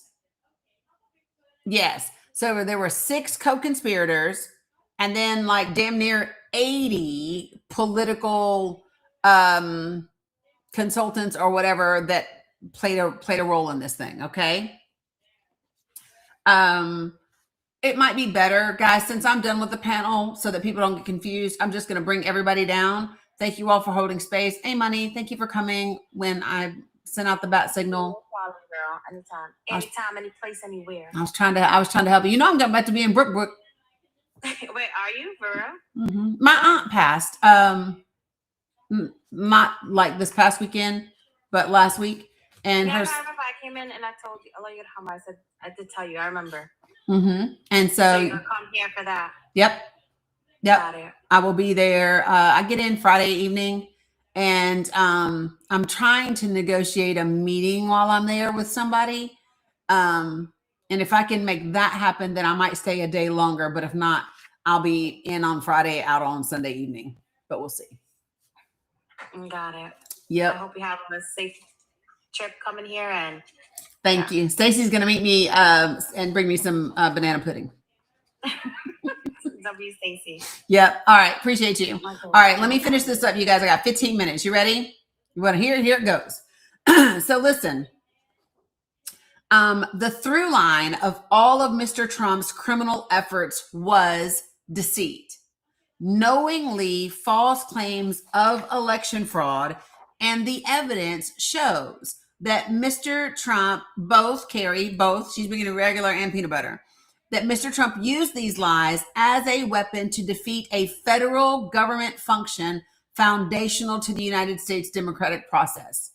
Mr. Trump's false claims included dozens of specific claims regarding certain states, such as the large numbers of unalived, non-resident, non-citizen, or otherwise ineligible voters that had cast ballots, or that voting machines had changed votes for Mr. Trump to votes against him. The last part, Sidney Powell. These claims were demonstrably and in many cases obviously false. The office investigated whether Mr. Trump believed the claims he made. Why is this part important? Because if you're going to say that someone committed a fraud, right, you have to be able to prove that they knew that what they were saying was fake, was false, was a lie. So the office had to investigate not just was he saying he won the election when he didn't. Oh, thanks, Blues Diamond. I appreciate that. So it's not just about whether he was saying he won the election when he didn't, but did he know when he said it that he was lying? And the answer is, yeah, he knew he was lying, right? And so here's what Jack Smith goes on to say. Evidence from a variety of sources established that Mr. Trump knew that there was no outcome determinative fraud in the 2020 election, that many of the specific claims he made were untrue. Yes, mens rea. You got it, Chef. And that he had, in fact, lost the election. He knew this because some of the highest ranking officials in his own administration, including the vice president, told him directly that there was no evidence to support his claims. Mr. Trump's private advisors, both within and outside of his campaign, told him the same thing. So on November 13th, his own campaign conceded its litigation in Arizona, a state that was pivotal to re-election prospects, and state officials and legislators who Mr. Trump pressured to change vote tallies or to stop certifications of results rebuffed him and informed him that his fraud claims were wrong, both privately and through public statements. Mr. Trump also monitored legal developments regarding the election and was on notice that state and federal courts. Hi, sugar. You had a good day? Yeah? Okay. She came bursting through that door. What was I saying? And was on notice that state and federal courts rejected every post-election lawsuit that Mr. Trump and his allies filed claiming outcome determinative election fraud. Now, this is what's really important, guys. I want you all, when you start to have conversations with people, because, you know, this is a big part of what I focus on is how we have these conversations with folks. So if you say to people, there's never been election fraud, or there was no fraud at all in this and this, and then they come back and they find out that there was 100 votes somewhere that should not have occurred for whatever reason. Now, all of a sudden, this claim that there was no election fraud is completely blown out of the water, and you've lost any legitimacy because there was some. And oftentimes there is like one or two people, like maybe somebody has unalived, maybe somebody does, you know, vote by mail and then show up. You know what I mean? Like there's just different things that happen. But the reality is, and this is the part that is very, very important, is that there was no outcome determinative fraud. Outcome determinative means it don't matter if this happened or that happened. It wasn't enough to change the outcome of the election. Okay, so the phrase that you use when you talk to people is there was no outcome determinative election. There was not enough mistakes, fraud, discrepancies. There wasn't enough of any of it to change the outcome of the election. And that's what matters, right?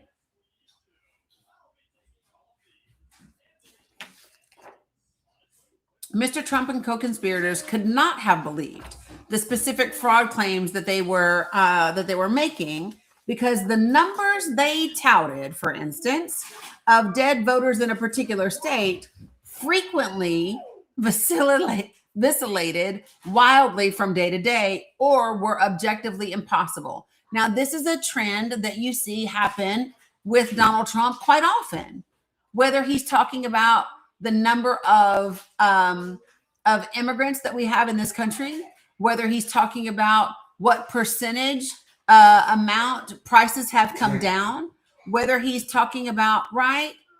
So, you know how we went from like 15 million to 20 million to 30 million to 50 million unauthorized immigrants, right? Trump changed those damn numbers all the time and you were like, what? And then all of a sudden he said these people have agreed to lower prices by 800%, 500%, 300%, and the numbers change, and then they just become impossible numbers. That's the same thing that we saw here in reference to voters, right? So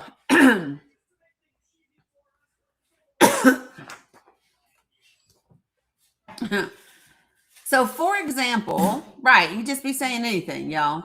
Anything. Co-conspirator number 3, Sidney Powell, her claims about voting machines that Mr. Trump privately acknowledged sounded crazy, quote unquote, before he publicly amplified them. Finally, at times, Mr. Trump made comments implicitly acknowledging that he knew he lost the election. For example, in a January 3rd, 2021 Oval Office meeting regarding a national security matter, Mr. Trump stated in part, quote, "It's too late for us. We're going to have to give that to the next guy," end quote, meaning President-elect Biden.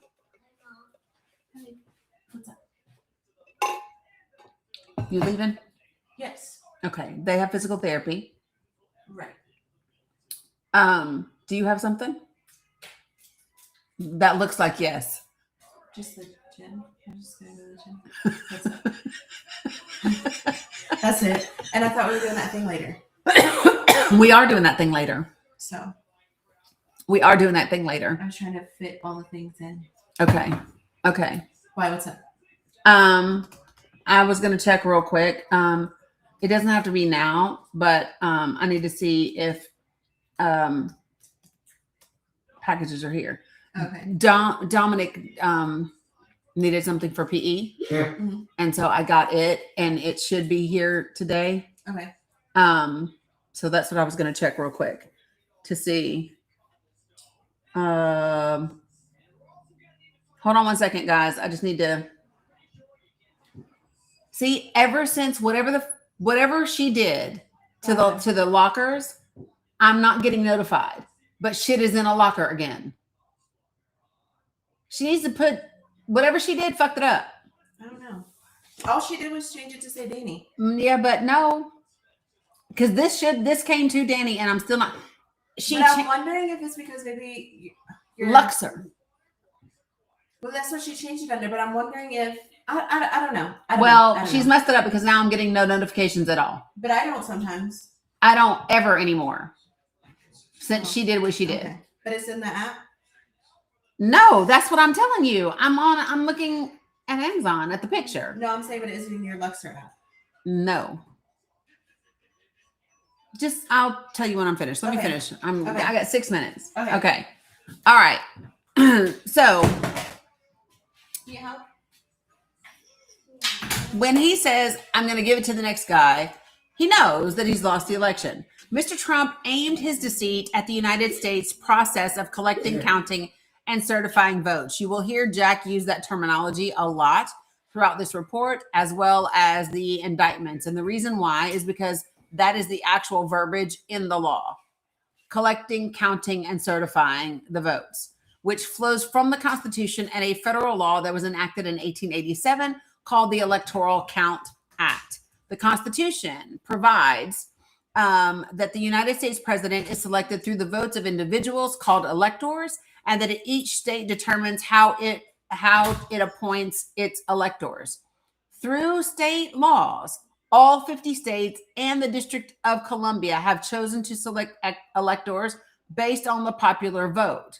Therefore, after Election Day, pursuant to the Electoral College Act, yes, ma'am. Yeah.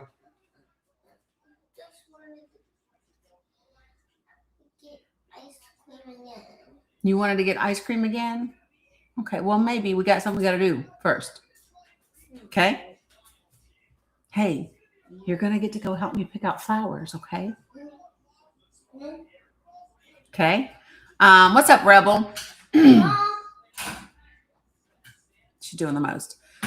So listen, each state formally determines or quote unquote ascertains its electors based on the popular vote, right? The ascertained electors meet on a day that's determined by the ECA, and it casts their votes based on their state's popular vote. And the ascertained electors mail their electoral votes along with a certification from the state executive that they are the state's legitimate electors to the United States Congress to be counted and certified in an official proceeding. The Constitution and the Electoral College Act provide that on the 6th of January following Election Day, the Congress meets for the certification proceeding, which is presided over by the Vice President, who is operating as the President of the Senate. The legitimate electors' votes are opened and counted, and then the winner is certified. Until Mr. Trump obstructed it, this democratic process had operated in a peaceful and orderly manner for more than 130 years. Okay, so I'm going to stop right there because I have 3 minutes. I have to get my grandbabies to physical therapy today, and then I'm going somewhere. And I'm not going to share where I'm going now, but I will be posting pictures and videos of where I'm going after I've gone where I'm going. And I'm pretty excited about it. And I can't wait to share it with you guys. I will be here tomorrow, same place, same time. However, tomorrow I have a hard stop at 1 o'clock. Wednesday is therapy day. Thank the Lord. And so my goal is to get on at 10 a.m. Eastern Standard Time tomorrow in order to be done by 1 p.m. Eastern Standard Time tomorrow. If you have not, and you are on TikTok, go up here to your little daily heartbeat, click heart me, click that sucker and claim all your points so that they count. Okay. If you are everywhere else, I appreciate you for tuning in, for becoming a part of this community. If you have not joined my Discord, I highly recommend that you do it. We have a lot of things that we engage in there. If you want to be with me on the 19th, where we are doing a documentary together, A Storm Foretold, then you need to go to my link tree and register for that because I will be emailing you a link. Appreciate that. I'm not sure. And I will be emailing you a link to join that documentary. Okay. I own the documentary. There's no streaming rights in this country. So unless you have a VPN or you own it, you can't see it. And I don't even know about the VPN thing because not my business. And then next Thursday, I'm going to put the link in tomorrow for this. Next Thursday, the 22nd, 6:30 p.m. Eastern Standard Time, I will be doing another workshop. It is a free workshop. And that free workshop is specifically around how to have productive conversations, right? Effective conversations with people of opposing views, specifically around triggering topics. So if, for example, you have stumbled onto me because you saw my exchange with Sherry, or you've listened to several of those that I've done on my podcast, and you've got people in your life and your family and your community that you're like, I can't even talk to folks. This is going to be the place that you want to do. It's Thursday, the 22nd. So tomorrow I will be putting the registration link in there. There's only 100 spots for a free workshop, folks. 100 spots. So make sure that it's first come, first serve. Subscribers, you will get the link today in the Discord. So if subscribers, don't make me lie. You will get the link before everyone else gets it. It might not be tonight because I got a thing I got to go do. However, subscribers will get first come, first serve, and then after that it'll be open. If it gets astronomically crazy or whatever, or it fills up super duper fast, and I think managing a space with more than 100 people makes sense, then I will. If not, I'll schedule another one. Okay. I appreciate you all very much. Love you, mean it. Take care of yourselves and have a fantastic day. All right. Go hug a tree, put your feet in the earth, get a stone in your hand, drink some water, stay hydrated, get centered, get grounded, do a little prayer, a little meditation, whatever it is that you do, yoga, whatever helps you navigate things. Make sure that you take a break from the internet. Get out of the doomsday stuff. Remember that we are winning more than we are not. And that is why they are terrified. We, the people, are winning more than we are not. And that is why these folks are terrified. And that's why we got to continue to be about the business and do the work. All right. Love you, mean it, you guys. Have a great day.